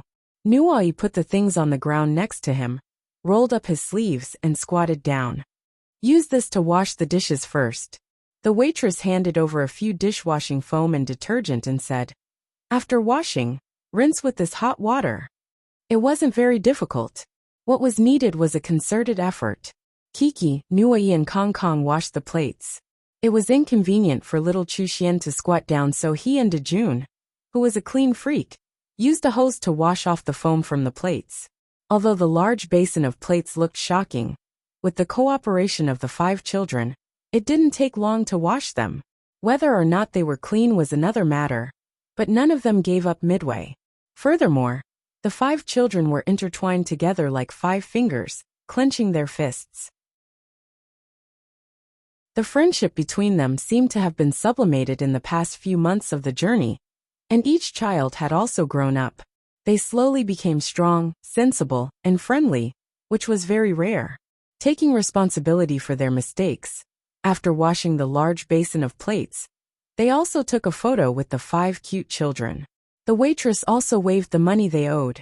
The show didn't continue to make things difficult for the children. They could finally go and find their fathers. At this time, what were the fathers doing? After separating from the children, the fathers sat on the show's bus and arrived at a Western-style country villa. The villa was located in a large garden full of greenery. There were lawns, flower beds, and tall trees that provided cool shade. The house made of pure wood wasn't tall. It was only 2 stories, but it was very big. The living room was nearly 100 square meters. And with the other rooms, it was simply a mansion. "Oh my God!" Louis exclaimed as soon as he entered the room. "This is the best place our father has ever lived in." He was right. Moreover, what was even rarer was that the 5 families were all living in the same villa building. Although it was a rented place, there were friends and children. This kind of strong family vacation atmosphere was created. "The kitchen is huge," Poplar Fruit said with emotion. The kitchen was just like the kitchens of rich Westerners on television. It was very spacious and had a U-shaped layout. The cabinets, wash basin, and cooking counter were all integrated into one. Then, there were all kinds of modern kitchen utensils arranged in an orderly manner. This was simply the holy land of home cooks like Poplar Fruit. It couldn't be helped. Western countries were just big and rich. In the afternoon, the children came back with groceries. "We made delicious food, and then sat in a row here," Louis said with a smile in the dining room outside. The dining room was also very rich. There was a long wooden table, with a simple and beautiful texture. Then it was surrounded by long benches. At a glance, it was a place for a big family to eat. It just happened to fit the needs of Poplar Fruit and the others. "It's even better to eat outside." Hujun pushed open the glass door of the backyard and walked in from outside. He smiled and said, "There's the same table outside. Also, let me tell you, there's no grill here. With a grill in the yard, you can have barbecue." Indeed, eating in the yard, under the shade of a tree, looking at the green world and feeling the natural breeze, this mood was very beautiful. There were quite a few rooms. Everyone went to pick their own room, and the children's room. Anyway, there was no need to pick. They were all about the same size and were all very luxurious. They just had to choose whichever room they saw. Poplar Fruit was very lucky. The first room he opened was the kind that was obviously a girl's room. The bed was a light pink flower. Although Poplar Fruit was reluctant, he felt that his daughter would definitely like this room. So he chose to stay. He could finally take off his animal skin clothes and change into his own clothes, returning to the modern world. Poplar Fruit even took a nice cold shower. Then, he dragged his dirty clothes from the past 2 days to the washing machine to wash and dry. The reason why he deliberately went to wash his clothes at this time was that Poplar Fruit had no choice. The program had received advertising fees from others, so Poplar Fruit had to follow the program's instructions and appear with the advertising company's laundry detergent. When he came out, everyone was already sitting at the tables and chairs outside, chatting. Lin Yongjian also brewed green tea for everyone. He smiled and said, "Just a little more and we can have afternoon tea." "That's not a problem." "Didn't Kiki, Dajuan, and Xianxian go to buy snacks?" Poplar Fruit said with a smile. Zhou Shimen smiled and said, "Do you know what I'm afraid of? I'm afraid that Xianxian won't be able to wait, and we'll finish them all on the way." "Haha, but that's true. Why aren't they back yet?" Louis asked with a smile. Daddy, speak of the devil." Outside the fence, the children's cries could be heard. They were back.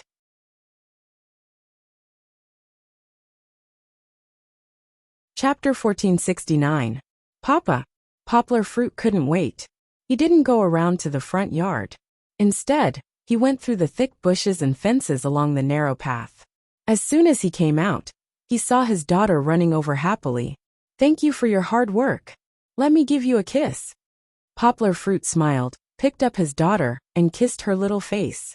Perhaps it was because Chi-Chi's face was sweaty and dried by the wind while sitting in the convertible. But now it felt cool. Moreover, her delicate skin was very smooth and tender, making people want to take a bite out of it. The other fathers also picked up their children one after another. They smiled as brightly as Poplar Fruit. They had only been separated from their children for less than 3 hours, but they missed them so much. Back in the small yard, Poplar Fruit put down the things on the table. he asked the little fellow with a smile. Kiki, what did you buy? We bought a lot. Kiki's face was full of excitement. She was so energetic that she didn't look like a little girl who had gone through a lot of trouble. We bought candy canes and biscuits. Papa, Kiki saw her father looking at Kong Kong and the others. She was distracted for half a second, so she anxiously took her father's hand and pulled it. When her father bent down, she simply hung her two long arms around his neck. I saw that kind of candy today. Sister said it was called flying saucers. Poplar Fruit picked up his daughter, looked at her big eyes, and said with a smile, You mean the kind of cotton candy with crispy skin that we used to eat at Uncle Alan's house? It looks like a UFO. Papa, you remember? The little girl's surprised look was also very beautiful, because Kiki loved to smile so much. Even when she was surprised, she was full of smiles. Girls who liked to smile were not ugly, let alone beautiful girls who liked to smile. Of course. Poplar Fruit laughed. You liked it very much at that time. Of course, that was not the reason. Poplar Fruit's brain was like a computer, and he remembered everything. Based on his daughter's description, he searched his mind and found this memory. Kiki pouted and twisted her body coquettishly, asking, Then why didn't you ask Uncle Aaron to buy it for me? There were no flying_sellers in the candies he sent over. Haha, it's fine. Before we go back, we'll go to that shop again and buy you a lot of candies. You can eat as much as you want. Poplar Fruit said with a smile. Okay. The little girl giggled and nodded in satisfaction. She jumped down from her father's arms. Kiki no longer liked others holding on to her and refusing to let go. Now that she could walk on her own, Kiki liked to walk on her own. On the other side, Zhou Shimin also opened the paper bag that Xian was holding and asked in surprise, Wow, why did you buy so many hamburgers and fries? Kiki heard and ran over to help Xian explain. It's like this, Papa Xian. We all went to a shop to eat, and then they gave us a lot of fries and hamburgers. We couldn't finish them. Then you packed them up and brought them back, right? You didn't waste food. Give me a thumbs up. Zhou Shimin said with a smile and gave a thumbs up. Hu Jun also came over, took a look, and said with a smile. It just so happened that we were short of staple food. Kiki still wanted to continue and said, Yes, but we didn't have enough money, so we had to pay the bill. Then what happened? Poplar Fruit said with a smile. Did you borrow money from Uncle and Auntie? Or did you tell others that you came back to ask Papa for money? Kiki shook her little head, and her soft long hair brushed her father's hand. She said, Neither. We didn't have money to pay the bill, so my sister asked us to wash the dishes. After we finished washing the dishes, she didn't need the rest of the money we gave her. You also washed the dishes? Lu Yi asked in surprise before Poplar Fruit said anything. Yes, we all washed the dishes, Kong Kong said on the side. When he said that, the little boy straightened his chest and was very proud. That's right. You all have to remember in the future how much money you have. Buy things that cost as much as you want. If you don't have money to pay, you will be punished. Hu Jun said. Worried that Hu Jun's words were too serious, Poplar Fruit said with a smile. I think you are very good. It's great to be able to wash the dishes and pay for it through your own labor, instead of asking for help from others. Poplar Fruit took the little fellow to his room. When the little girl saw the luxurious big room, she immediately jumped up. He took out the clothes that he had prepared and said with a smile, Go, take a bath and wash your hair first. When changing the animal skin clothes for the little fellow, Kiki giggled and shared with her father her shopping experience in the town. Papa, do you know? We wore these clothes on the road. Do others think that you are very strange? Poplar Fruit said with a smile. No. They all thought that we were wearing real clothes. Kiki spread out her hands and smiled happily. They even asked me if it was Halloween in advance. That's right, Halloween is at the end of this month. After giving his daughter a bath, Poplar Fruit brought Kiki, who had changed into modern clothes, downstairs. The little girl, who was originally a little wild cat, was now wearing a light pink dress, pantyhose, and a light red jacket. She looked fresh and cute. The other little friends were even faster.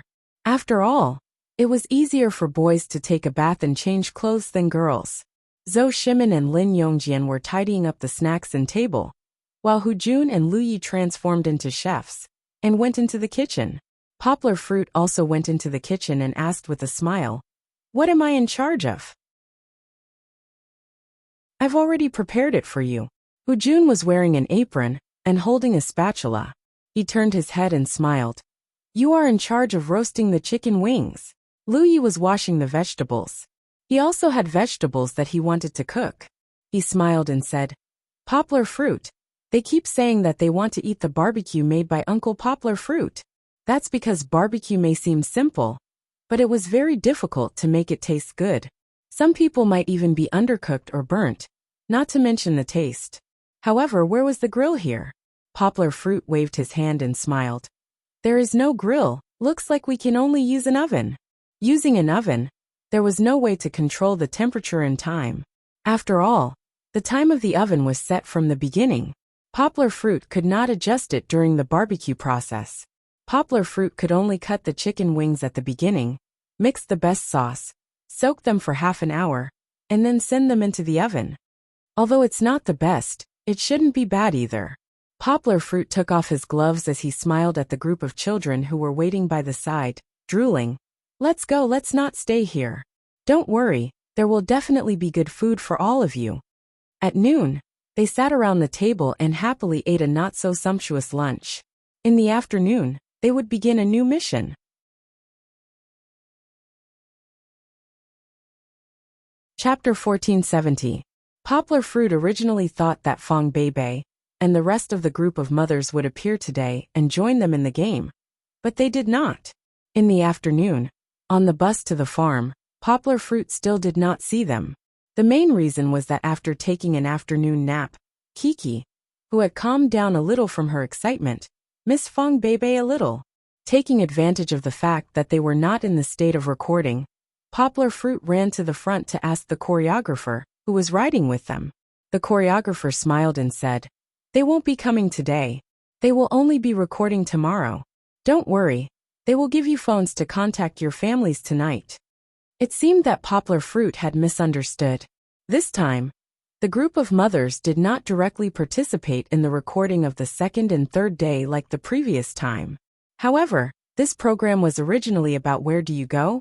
If the mothers were too important, it would go against the original purpose of the program.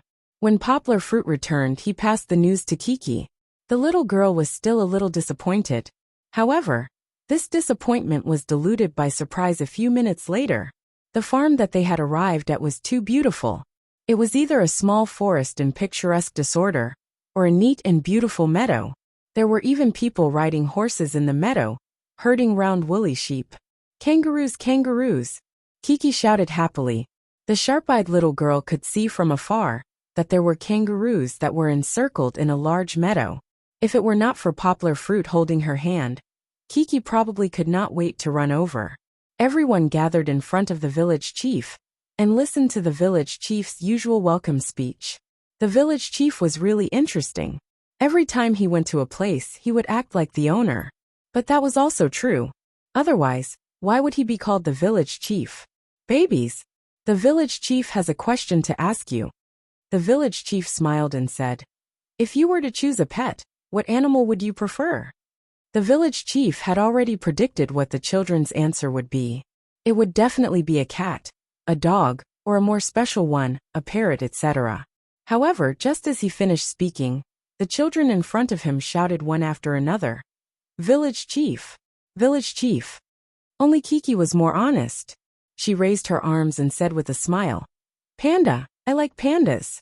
However, the limelight was stolen by Kong Kong and the other naughty boys. First, it was Nuoi who unknowingly started the conversation. He didn't even know that he had made a mistake. Then, Kong Kong laughed until he was convulsing with laughter as he recited the village chief's name. After that, Dejun followed suit. Even the confused Xian followed suit and said the village chief's name. The village chief was amused by this group of little guys. Alright, let's put this topic aside for now. Next, the village chief invited the farm owner, Mr. Steve, and his 3 daughters. They would be assisting the production team in the recording of the farm sports meet. Before the next segment began, the dads had to introduce themselves to the farm owner in English. This small test was mainly to test the English level of the fathers. Of course, it was obviously not that good. However, if they didn't say it well, it would be funny. It was like the popular saying, "We are tired of logging." Therefore, Poplar Fruit, whose English was comparable to the locals, was skipped by the production team. Instead, Zhou Shimon's non-standard pronunciation, Lu Ye's funny performance, and Lin Yongjian's confusing grammar were favored. I_M_Lin_Yong_Jian. My_English_name_is_Jian_Yong_Lin. Teacher Lin's Chinese name and English name were actually reversed. Today we _together_here very happy. Lin Yongjian knew that he didn't say it well, so he simply let it go. He smiled gracefully and said, "We are very grateful to you, please welcome us here." Needless to say, Lin Yongjian's messy self-introduction without any grammar was very interesting. Everyone was convulsing with laughter. The audience also felt that Teacher Lin, who could speak with a smile despite his elementary school English, was very funny. What's more, he even revealed 2 adorable teeth. Fortunately, although other than Poplar Fruit, the other dads with average English were still able to understand the messy English they spoke. After all, the American culture was too strong. Everyone had hummed a few sentences from American movies and TV series. Therefore, even if it was a little messy, the basic words were still relatively clear. The village chief stood up. Next, the farm owner, Mr. Steve, introduced the rules of the game. The other party also understood that the English level of the Chinese people in front of him was uneven, so the words he used were relatively simple. "Every child, take this food with you and go look for your favorite animals." Mr. Steve patted the few plastic buckets in front of him and said, "Choose one, bring it back, and participate in the competition together." Kiki understood, and so did Kong Kong. However, Xian and Dejun were confused, so Kong Kong and Kiki explained it to their friends. "Okay, kids go. Okay children, let's move." Steve laughed. The little ones who had been fascinated by the farm animals for a long time left their dads behind. Each of them carried a small bucket and started running. "I like small animals." Kiki giggled and ran the fastest with Kong Kong and Nuai. Xian's short legs also hurriedly ran in small steps and shouted in a silly voice, wait for me. Dejun, on the other hand, was calmer. He carried the bucket and walked slowly. When the assistant beside him asked him, Dejun said calmly, "Aya, what's the rush? They're all locked in cages, they won't run away." What he said was true. The assistant could not find a reason to refute him.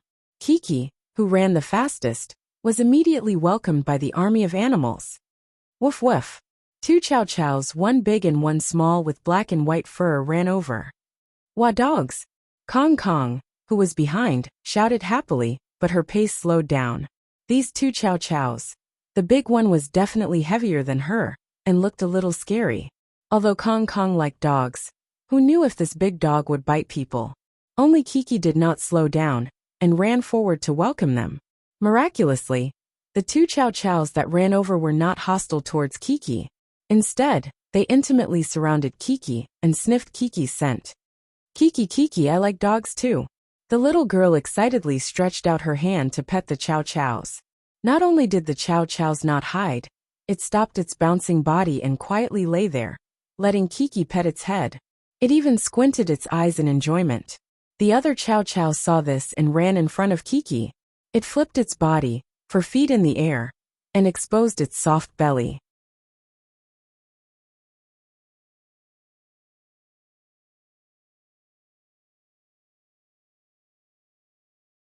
Chapter 1471. Visiting the farm had nothing to do with the dads. Some of the dads were worried and wanted to sneak over to take a look, but they were stopped by the village chief. The village chief smiled and said, "Don't worry, there's Mr. Steve and a lot of people from the farm. There won't be any danger." It was mainly to test the children's performance in front of all kinds of animals when their fathers were not around. If their fathers were around to protect them, they would not be able to see the scenes they wanted to take. In the farm, Kong Kong and Nui saw the two cute Chow Chow lying in front of Kiki's feet and went over to play with them. However, the Chow Chow was not familiar with Kong Kong and Nui, so it was not interested in them. When it saw them reaching out their hands, it immediately jumped up from the ground. It did not bare its teeth to scare the two boys, but it still circled around Kiki's heels to avoid them. Normally, it would be humans walking the dogs. But now, because Kong Kong and Nui were too excited, it had become the dogs walking the humans. Of course, there were also some who were afraid. Even though the dogs looked silly, Xian still walked far away from them. He trotted 2 steps and leaned against the adults next to him. He even said weakly, "I'm afraid." If it wasn't for Kong Kong and Nui coming over and chasing the two Chow Chow everywhere, Kiki would probably be able to play with them for an entire afternoon. However, there were still many small animals waving at Kiki.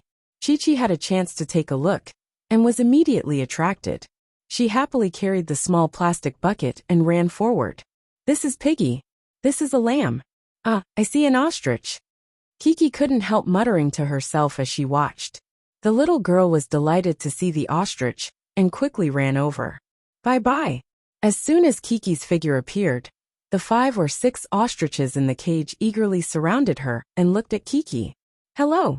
The little girl was a little shy at first when she was surrounded. She waved her hand as a greeting and then slowly approached. Because the weather was still a little cold, Kiki didn't look very thin with the jacket on. However, from the side view, the little girl's slender and long legs were a little distressing. While the audience liked it, they couldn't help but express some dissatisfaction with Poplar Fruit. "What kind of father are you? Our daughter is so skinny. Why don't you let her eat more meat?" This was an injustice. In that case, only those viewers who knew about Poplar Fruit through the show, and not Poplar Fruit's true fans. This was because the latter knew that even if Poplar Fruit went hungry, he would not let his daughter go hungry. In fact, Kiki ate a lot of food. She ate almost as much as a 12 or 13-year-old child. However, it seems that all the nutrients absorbed by the little girl were used to grow taller. In the past, Kiki had grown by nearly 15 centimeters. For a 4-year-old my daughter, this was very impressive. Of course, although Kiki was a little thin, it didn't mean that her body was unhealthy. Kiki was thin, but she wasn't light at all. Her fat content was relatively low, and she was all small muscles. This was a little similar to Poplar Fruit. Moreover, looking at her lively and energetic appearance, one could tell that Kiki was definitely a healthy and sunny baby. "Have you guys had lunch?" Kiki gradually walked closer. Although it was the first time she saw ostriches, looking at the furry little heads poking out of the net, Kiki was also touched by their cuteness. Oink! Oink! The ostriches' cries came one after another, as if they were calling for Kiki. "I know you guys are hungry, so I brought you delicious food," Kiki said sympathetically. She tentatively touched the head of the ostrich closest to her. The ostrich was very obedient. She reached out to take a carrot from the small plastic bucket and handed it to the ostrich. However, it seemed that the ostrich was more interested in the other feed in her bucket. Looking at the ostrich's eyes, Kiki suddenly understood. She put the carrot back and took out a handful of feed. As soon as she sent it over, an ostrich couldn't wait to eat it. Kiki suddenly giggled. She didn't move her body, only shrinking her neck. Then she turned to the cameraman and said, "Aya, it feels itchy. Hee hee." The net fence was just big enough for the ostriches to stick their mouths out, but not their heads, so at most 2 ostriches could reach it.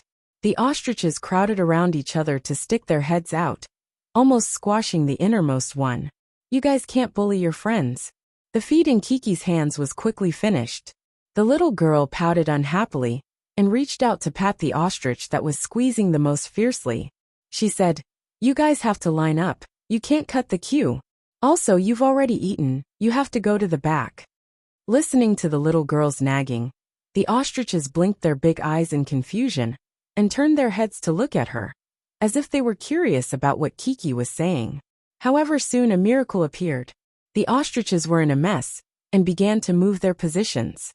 The ostriches that had already eaten the feed in Kiki's hands earlier gave up their positions. Of course, no one thought that it was Kiki's credit, because there were so many ostriches in a mess that it was impossible to tell which one was which. Moreover, their necks were very long. As long as they shrank back and mixed together, they looked no different from before. That's good. The 4-year-old girl nodded her head in satisfaction. She bent down and scooped out a handful of feed from the plastic bucket. She handed it to them as she muttered, "Ostrich babies, you have to eat until you're full. You can only grow up when you're full. Then you can go find your papa and mama." The audience might have some doubts. Kiki, how can you tell that they're ostrich babies? In fact, it was true. The ostriches on the farm were basically all artificially bred, and the batch in front of Kiki were little ostriches that had yet to reach adulthood, so they didn't look very tall and were a little uneven. If there was an attentive audience, they could actually see a small sign on the television screen earlier, which clearly said that these ostriches were chicks. Of course, it was also in English. There was no need to care too much about these details. Kiki finished feeding these ostriches, but there was still a lot of food in her plastic bucket that the ostriches couldn't eat, so she decided to leave to find the next animal. However, it seemed that both parties were a little reluctant to part. The ostriches were all squeaking, and one of them even used its beak to hold Kiki's clothes. "I'll go feed the others first and leave for a while, okay? I'll come back to play with you later." Kiki patted the naughty little ostrich lovingly, and they finally let go. However, they all moved their bodies and followed Kiki's footsteps, reluctantly watching Kiki skipping away.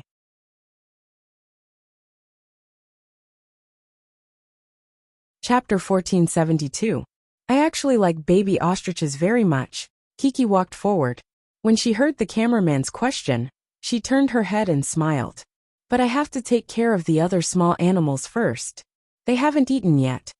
As soon as she finished speaking, the little girl exclaimed, carried the plastic bucket, and ran happily again. She was really energetic. The cameraman just shook his head and strode after her with the camera in his arms. In front of them, Dejun was taking care of a short pony. Although it was small, its mane was draped over it, and it looked very furry and cute. In addition, it ate and slept well, and its belly was round. It had simply abandoned the nature of a horse to run, and turned into a cute pony. "Is this a horse? It's so cute." Kiki went up to it enviously and asked Dejun, "Can I touch it?" "Okay, but you can only touch it." Dejun looked at Kiki and said, "Don't scare it." "I won't scare it. It will definitely like me," Kiki said as she gently touched the pony's big face. The little girl's action was quite unexpected. Others, like Dejun, tentatively touched the pony's back at the beginning, but Kiki directly touched the pony's face. Of course, the reason why she was not on guard was because Dejun had already given her a good start. With Dejun standing beside the pony and feeding it, Kiki felt that the pony had a gentle personality and would not hurt people. That was the truth. When Kiki began to tidy up the pony's soft and long mane, the pony ate the food in Dejun's hand, turned its head, lowered its head, and began to rub against Kiki's arms. "Ayahihi, you're too naughty." Kiki's laughter was like the crisp sound of the wind chimes in the wooden house in the forest dancing in the wind, making people feel intoxicated. However, Dejun was very jealous. He frowned and said, "Aya Kiki, this pony is mine." In order to protect his toy, Dejun was a little angry. Chi-Chi was not a child who liked to compete with others. When she saw that her little friend was going to monopolize the pony, she knew that there should be a first-come first-served basis for everything. She spread out her hands and said, "All right, then I'll go find something else." Walking back, Kong Kong, who had just tricked Xian Xian, saw Kiki. His eyes lit up, and he quickly ran over and said, "Kiki, Kiki, I know what animal you should choose." "What animal should I choose?" Chi-Chi blinked her big eyes curiously at Big Brother Kong Kong. "Sheep, Kiki, you should choose a sheep." Kong Kong laughed. "Kiki," responded Kong Kong gave her a thumbs up and said, "Yes, because you're young, Luachi, you should choose a sheep." Earlier, Kong Kong had used a similar excuse to recommend a pig to Xian Xian as his friend. Although Xian Xian didn't choose the pig because it was too stubborn, Kong Kong felt that this warm-hearted pig was quite fun. "I'll take you there, I know where the sheep is," Kong Kong said enthusiastically.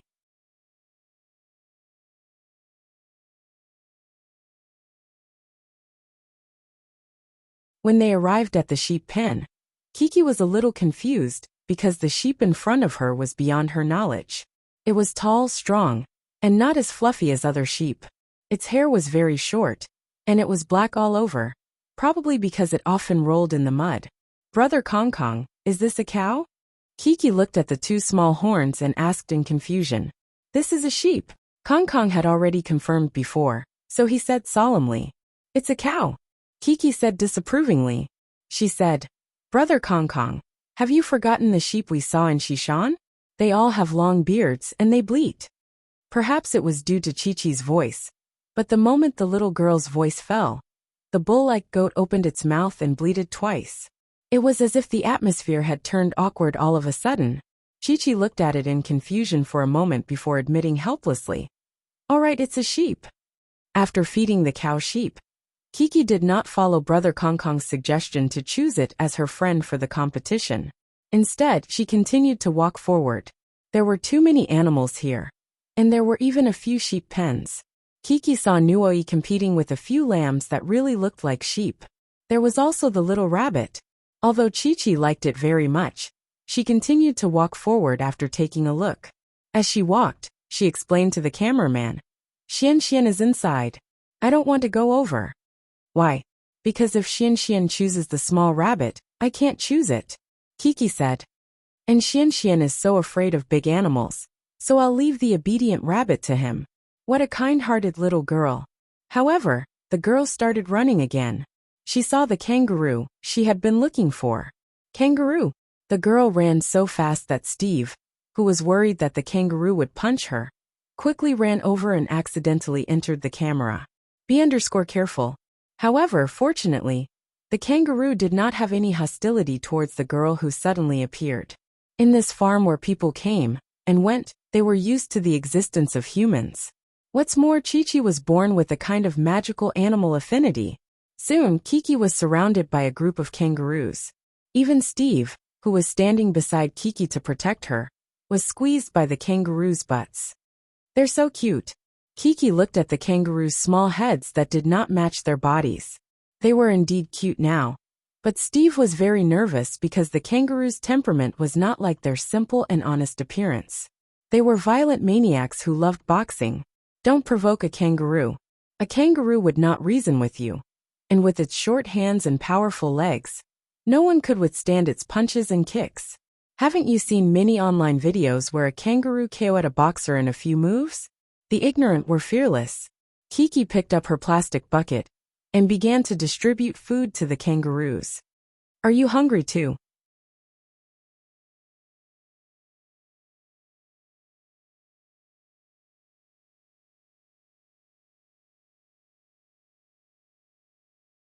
It had to be said that the kangaroos looked very cute when they ate. Kiki chuckled as she fed them. Oh look, they can eat with their hands. They took the food with their mouths, then held it with their two short hands and slowly gnawed on it. At this point, kangaroos were quite similar to humans. After feeding the kangaroos, Kiki's plastic bucket was empty. She did not care, but put it on the ground and moved closer to the kangaroos. Can I see your pockets? The reason why kangaroos were called kangaroos was because they had pouches in their bellies, which could allow premature baby kangaroos to live in. Kiki was full of curiosity about this. Kiki said this in Mandarin, so when Steve saw Kiki's actions and wanted to stop her, it was too late.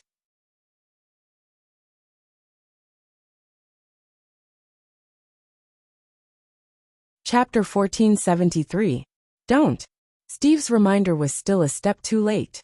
Kiki had already bent down and reached into the pocket of the big kangaroo in front of her. Miraculously, Chi-Chi did not encounter any violent reactions from the kangaroos. On the contrary, the scene miraculously did not have any ripples.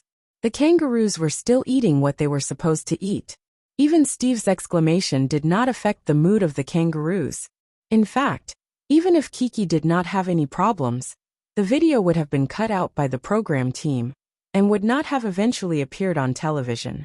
After all, it was too dangerous. If the audience saw that the program team had allowed Kiki to be so close to a potentially dangerous animal, they would definitely have scolded the program team for their incompetence and stupidity. To put it nicely, the program team did not plan well. To put it bluntly, the program team was taking the lives of the children as a joke. Was this really Where's Dad Going? Or Bear Grylls Survival in the Wild? Even if nothing really happened, under such controversy, who would be willing to bring their children to the show in the future? Who would still watch the show? Old Master Steve broke out in a cold sweat, but he saw that the kangaroos were very calm and let Kiki touch their pouches.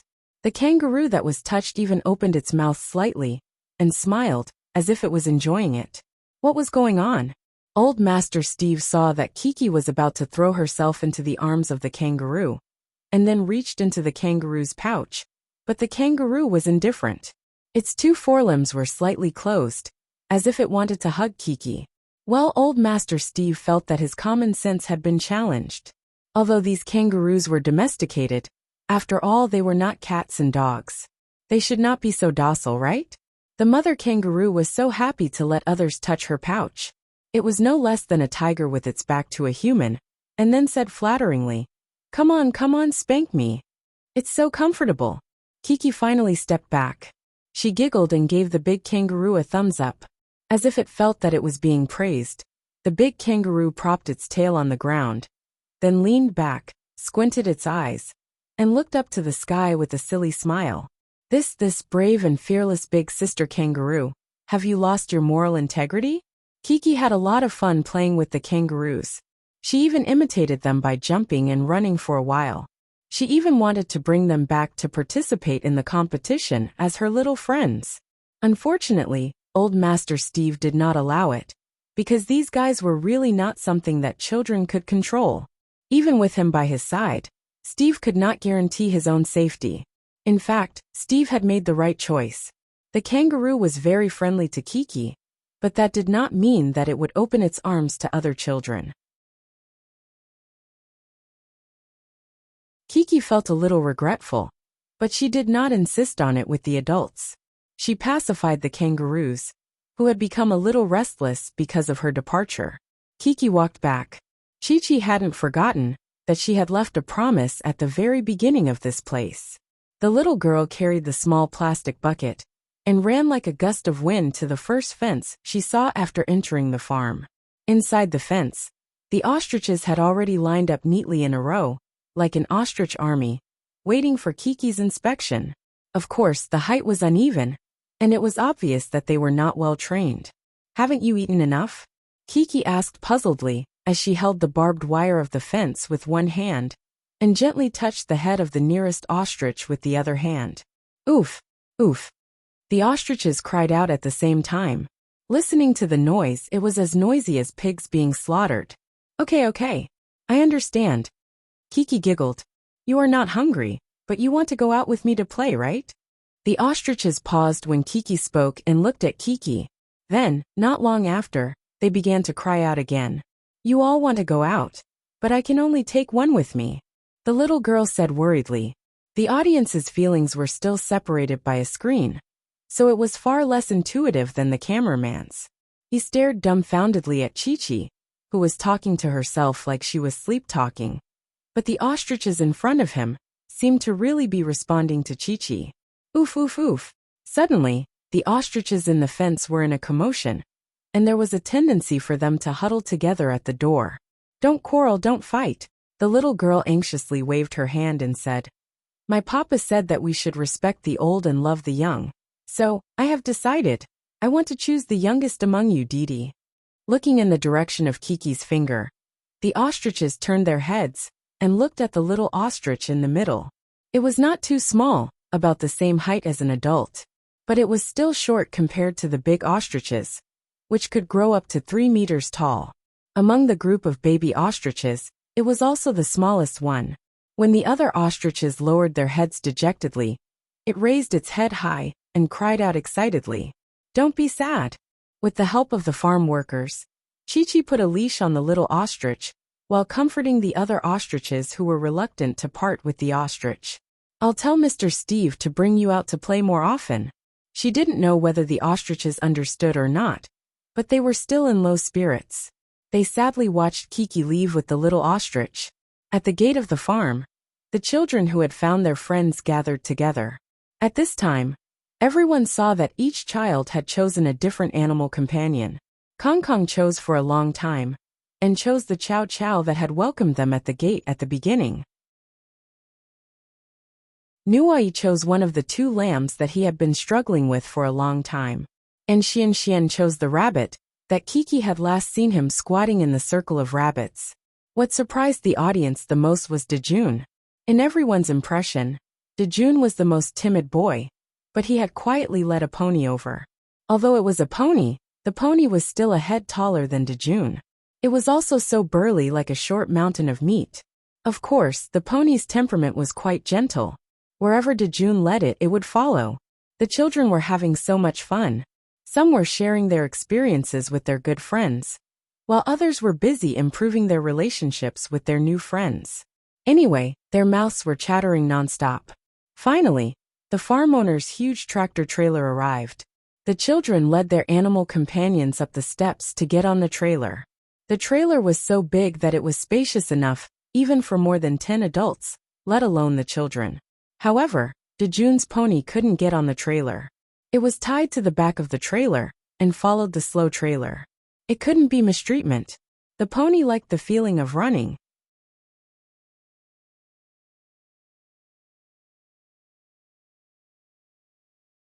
Chapter 1474. Poplar Fruit, and the other fathers were led to the new location by the village chief. It was an open lawn, and there was also a fenced area that was made into 5 long and narrow tracks. On the other side there were all kinds of props. Of course, the fathers had no time to talk about this. They were looking forward to the arrival of the children. As a result, the children gave them a solid surprise. When the children got out of the car one after another, Kiki led an ostrich with graceful steps, and the pony tied to the back of the car was also led by Dajuan. The fathers' thoughts began to become chaotic. Kiki actually brought an ostrich.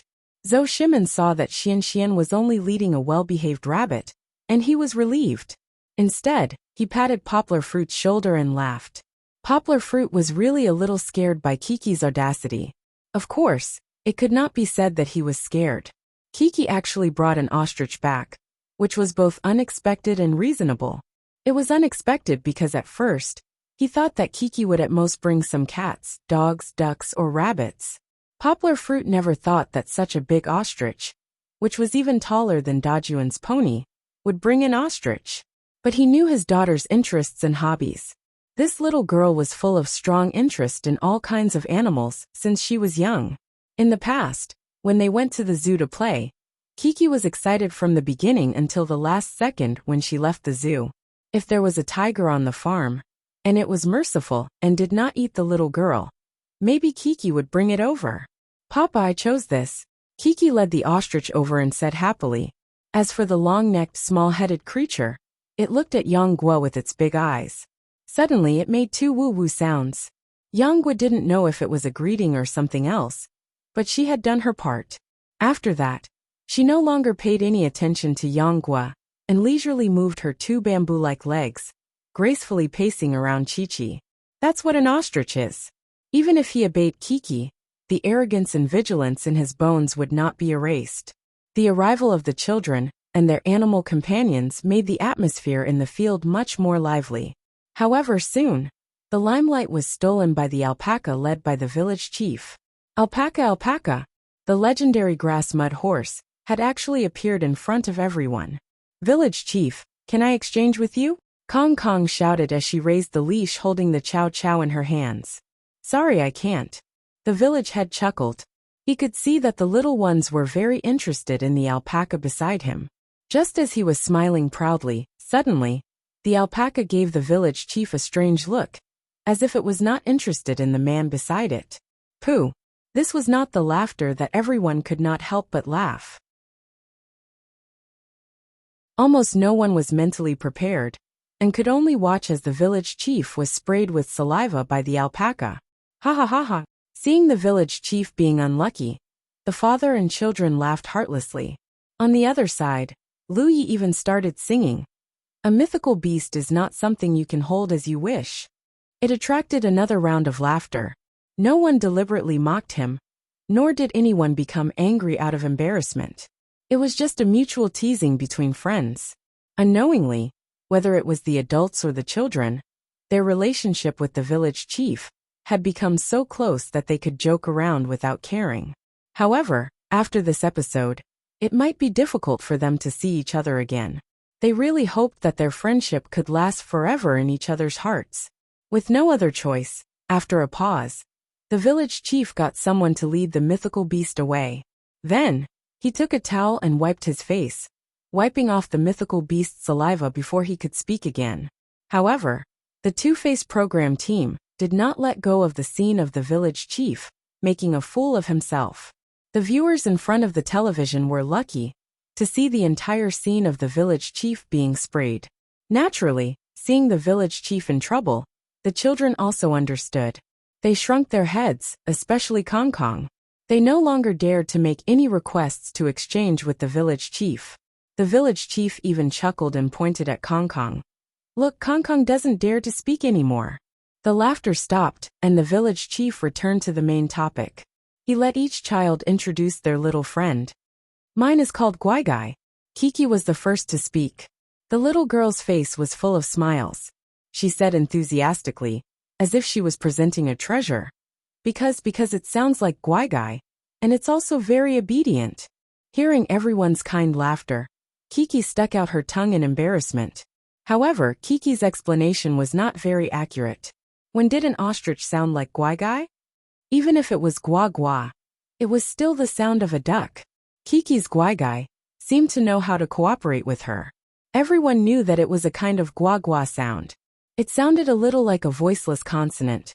It was pronounced through the throat, and there was no explosive sound. However, everyone saw that the little girl was holding on to Guai Guai and looked a little shy and cute, so they did not criticize her. Anyway, it's your little friend.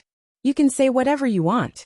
The female assistant had already instructed them on how to come up with names when they were in the trailer. Therefore, every child gave their little friends a nice name. Furthermore, there were many foreign names. For example, Xian named his little rabbit Kevin. Kong Kong named her Chow Chow Chow. However, there were also strange names. In comparison, Kiki named her little ostrich Guai Guai.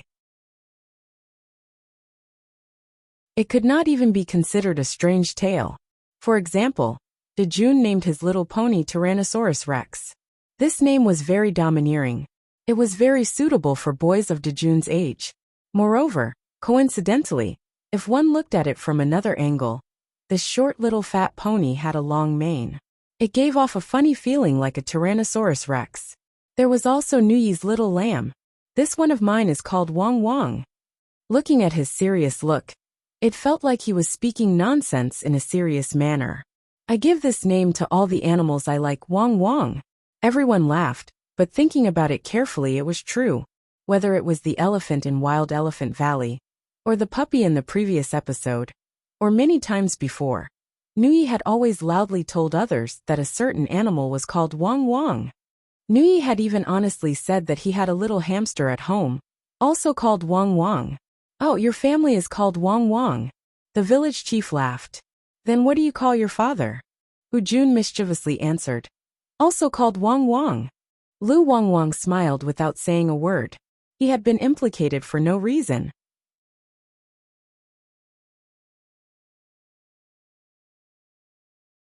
Chapter 1475.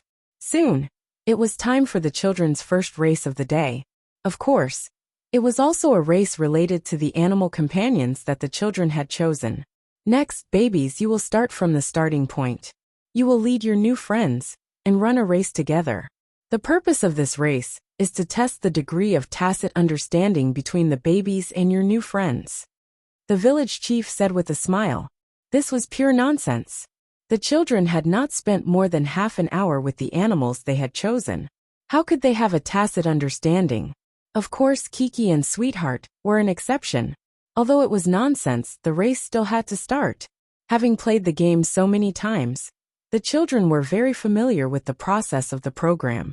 They did not procrastinate, and soon, they formed a row at the starting point. The fathers stood at the finish line, smiling and applauding for their children. Sweetheart, you have to do your best later. The little girl turned around and gently hugged the little ostrich's neck.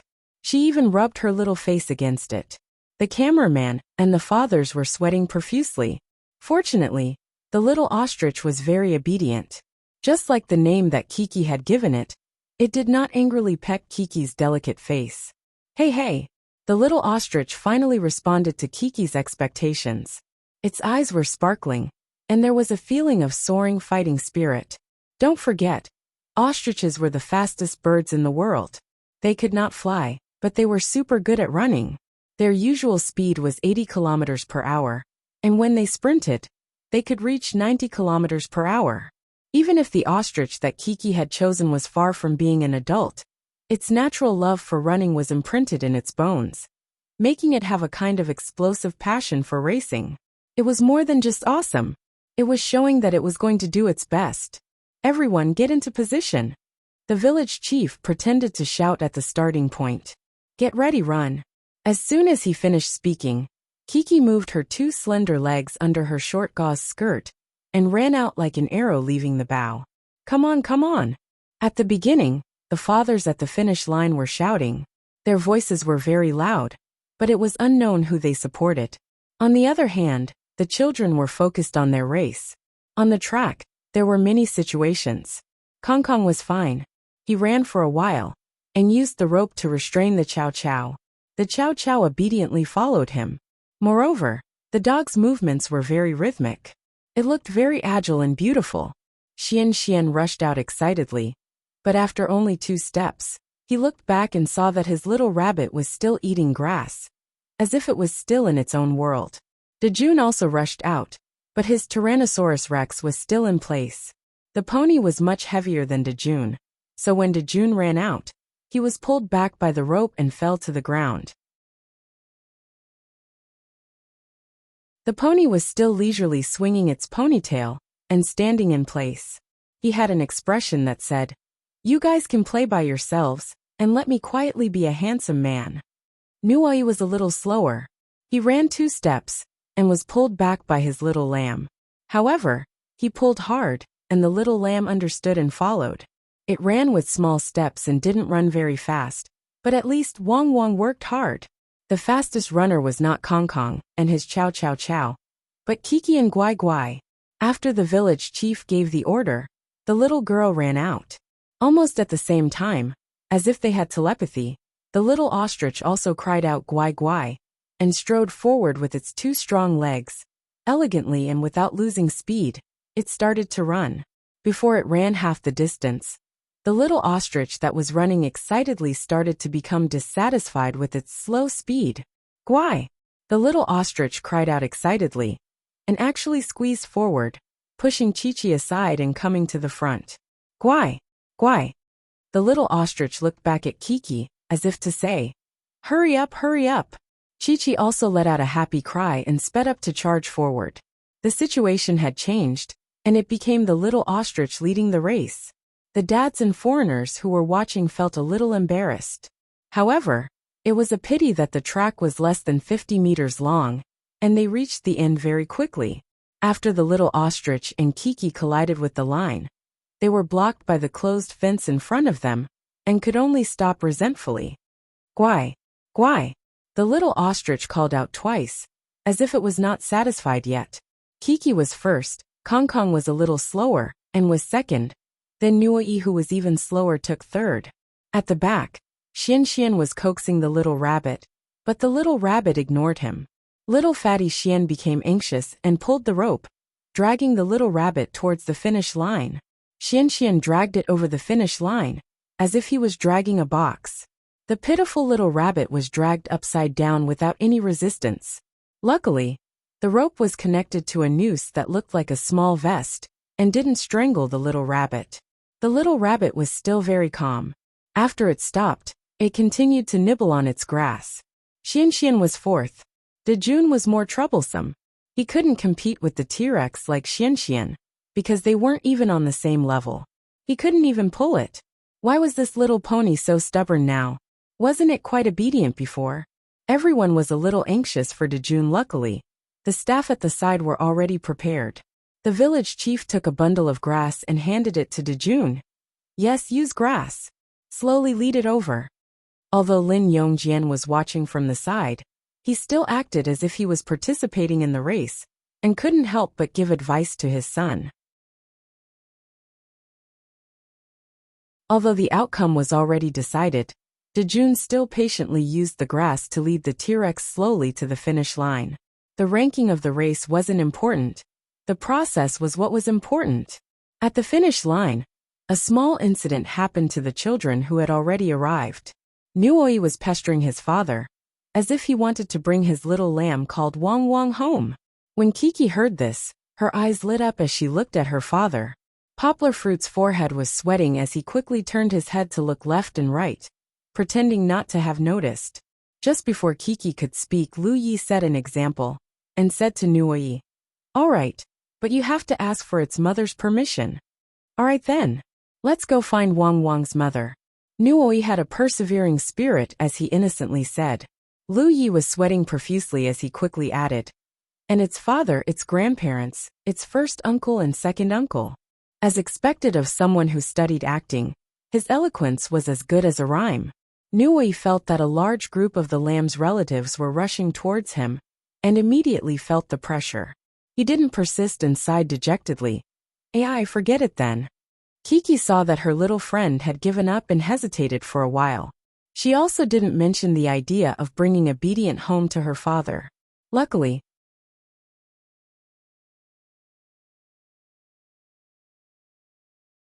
Chapter 1476. The competition between the children and their animal companions came to an end. Although they were reluctant to leave, the farm owner, Mr. Steve, took the lead to bring the animals back. This took up another Xiao Duan's time, but it didn't matter. The audience could still see the next round of competition as usual. Before that, the village chief had a question for everyone. In all the episodes of Where is Daddy? Which game did you like the most? Which game did you like the most? Chi-Chi jumped and shouted without hesitation. Race, race. For a long time, she was unable to extricate herself from the mood of playing happily with the little ostrich just now. However, many precious memories floated through Poplar Fruit's mind. For example, back in the Flaming Mountains, he and the little girl played the game of throwing grapes into their fathers' mouths. There was also the game of Zaidanbana, where 5 pairs of fathers and sons lined up in a row and used wooden buckets to pass water, drenching each other. There was even the first episode, where they played the game of breaking corn on a tall tower of corn cobs in a small, arid village in Shishan. At that time, the little girl was very fragile and loved to cry. She was so worried that her father would get hurt that she shed sad tears. Now she has grown up so much. Just as Poplar Fruit's thoughts were flying, Lin Yongjian suddenly shouted, "Split!" Instantly, the 5 fathers fell silent and looked at Lin Yongjian in a daze. "Teacher Lin, are you kidding me? Your favorite game is the split?" Even though the split was a game they played during their first trip, the pain it brought to the fathers was physical and mental torture. "Teacher Lin, have you forgotten?" The fathers all looked constipated, except for Lin Yongjian, who was still chuckling foolishly. Hu Jun waved his hand and said in horror, "Don't do the split, old Lin. If you really call for the split later, you can play it yourself." He looked so disgusted. Actually, Poplar Fruit didn't care much about the split. After all, his body's flexibility wasn't on the same level as the other fathers. However, he didn't want to play the game. The village chief chuckled, his expression clearly saying, "I'll show you later." He kept them in suspense and asked, "What else?" Village head, I want to play that game." Nuoi leaned forward and gestured with his hands. He trembled as he said, "There's a bench, and then we'll squeeze on it." "I understand now. It's the game of squeezing the chairs. I used to play it in the Miao village at South Lake." Nuoyi's suggestion gave Hu Jun an idea. He smiled and said, "I feel that there's no need for something as tough as a split. Snatching the chair is a good idea." Although there was only a difference of one word, stools and chairs didn't count. Squeezing stools and snatching chairs were 2 different types of games. Snatching the chair is not bad. Lu Yi clapped his hands in agreement. Poplar Fruit also smiled and said, "I also think this is good. This reminded Poplar Fruit of the earliest episode. At that time, Kiki and Kong Kong fought until the end, but unfortunately lost. Then Kiki burst into tears. At that time, she said something that touched Poplar Fruit for a long time. But I want to win. I want to win Kiki. Then, I want to eat it with Papa.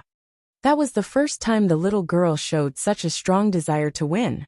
Of course, Kiki also felt that this game was not bad. Wasn't she jumping around and shouting, "Snatch the chair. I want to play Snatch the Chair?" At this time, the village chief was about to announce the next game.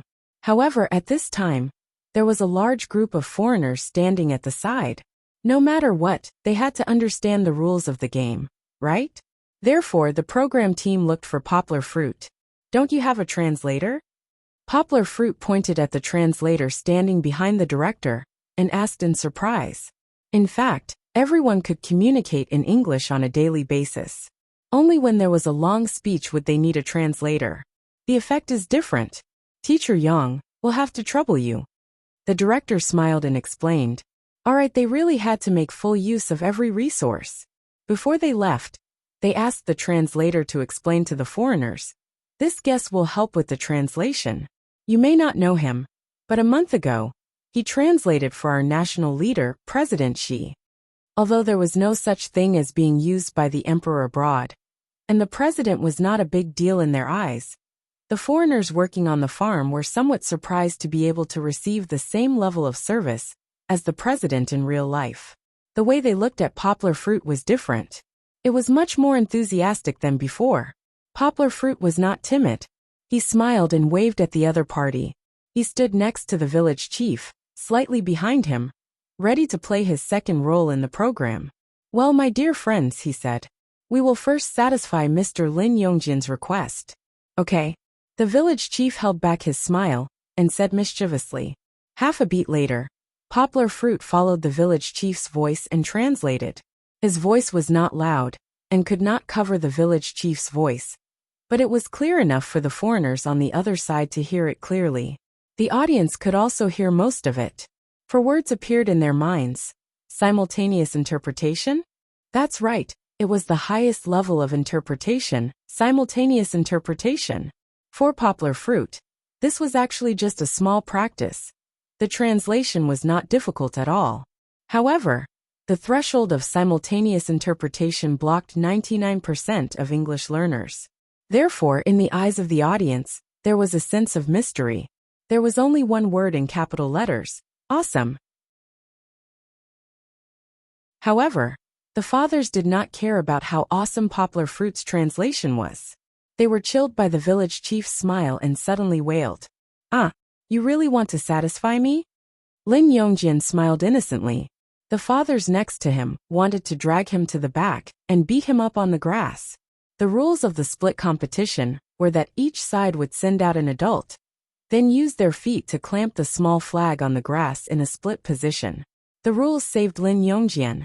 With Poplar Fruit there, Lin Yongjian finally did not need to be pushed to the front of the competition.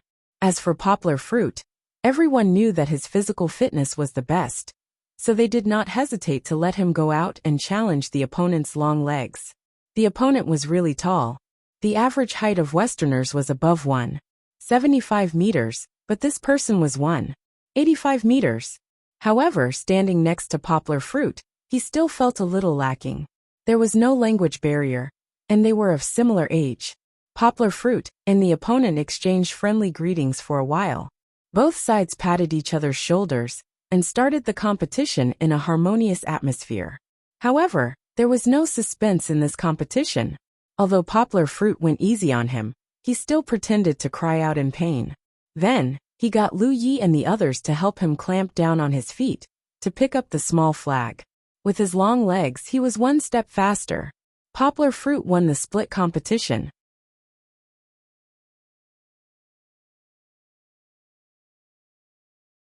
Chapter 1477. Poplar Fruit won for his father's team. Immediately, the morale of the team was boosted. From the looks of it, we Chinese people are not completely at a disadvantage when it comes to our bodies. On Poplar Fruit's side, other than Zhou Shimin, who was a hindrance, they were all at least 1.75 meters tall. If you only looked at Poplar Fruit, Lu Yi, and Hu Jun, all three of them were at least 185 meters tall. Of course, Zhou Shimin was not bad other than his height. He was even an Olympic boxing champion. However, in the next match, the father's team would not be able to show their prowess. That was because the village chief had gotten someone to bring a long bench up. It was clearly to satisfy Nuyi's request of squeezing the bench. First, it was a warm-up exercise. Compared to the farm's children's calm expressions, Kong Kong and the rest were extremely enthusiastic as they warmed up. Twisting left, twisting right, swinging their arms, shaking their butts, push-ups, sit-ups. The 5 children were messing around as they laughed non-stop. It was as if they were warming up before the match. From the live audience, it looked noisy, but the viewers in front of their televisions had a completely different feeling. Under the program team's editing, and with the accompaniment of a healthy song, the children's laughing expressions flashed across the screen. The comical feeling was no less than that of a comedy movie that was especially good at using camera angles. The audience was amused by the children, but the fathers were not at ease. The children were too stupid. They had already exhausted so much of their energy. How were they going to play the next match? Although it was the last episode, they had to enjoy the process of the game and not care about the outcome. Then if it was a one-sided beating, what enjoyment would there be in the process? Squeezing the bench was not an easy game. It required the 5 children to work together. However, it was difficult for the children at the back to exert their strength by just relying on shoulder-to-shoulder contact. Hence, the arrangement of the team was very important. Kong Kong will sit in first place. Hu Jun was the oldest, so he was often the one making the decisions. He did not care if Kong Kong was his son, as he placed the oldest boy at the front. Kiki will be second, right? She's very strong. Poplar Fruit suggested. Nanuai is third. Dejun and Xian sit at the back. Hu Jun nodded and said, Kiki's monstrous strength was no longer a secret, and the little girl's performance no longer surprised them. His friends sat in a row, and they even hooked their arms around each other. They were already familiar with the place. Poplar Fruit was very happy to see that Kiki still had a sweet smile on her face. Although it was still winter in Australia, Kiki's smile was just like the season at this moment, making people who saw it feel as warm as a spring breeze. On the other side, the Caucasian children also held hands and crowded together, ready to fight. Get ready, said the village elder, waving his hand to give the order. Poplar Fruit didn't forget his task either. He dutifully translated for the other party. Begin. As soon as the village chief and Poplar Fruit finished speaking, the children huddled together. Come on. Good luck. This time Poplar Fruit, the translator, had nothing to do. He quickly threw himself into cheering for his daughter. Ha ha. The little girl squeezed Brother Kong Kong on her left, while feeling the pressure from Brother Kong Kong. But she couldn't help but laugh happily. In fact, the 5 little guys were the same. Although they all worked hard, they were affected by the atmosphere and the laughter of their friends. Even if they didn't laugh out loud, the smiles on their faces never stopped. Without watching the competition, just looking at the 5 innocent, pure, and cute smiling faces, the scene was beautiful. If only they could be taken out and photocopied into photos, how good would that be? However, Poplar Fruit and the others didn't have time to care at the moment. They were more anxious than the children, as if they were participating in a competition. Kong Kong, push to the left harder, shouted Hu Jun. Xian, you have to do it. This was Zhou Shimin. His face was as red as his son's, but he felt that Xian could use more strength, so he kept shouting behind his son. Poplar Fruit didn't rush his daughter, but clapped from behind. Kiki, good luck. Kiki, good job. However, the difference between Asians and Caucasians was still quite big. Moreover, the other party's children should be a little older than Chi-Chi's children, and they were also a little taller. Therefore, the situation was slowly tilting towards the other party. At this moment, Lu Yi suddenly had an idea. He clapped and said, Kong Kong, Kiki, Nuyi, Daju, and Xian. Listen to me. Before he finished speaking, Kong Kong had used too much strength and tried to squeeze through on his tiptoes. He didn't manage to push the others, but instead, He was squeezed out by Kiki and the other Caucasian child like a cream sandwich. It's fine. Continue. Hu Jun pulled Kong Kong back and let him take over from behind Xian to continue the competition. Lu Yi didn't give up. He continued shouting.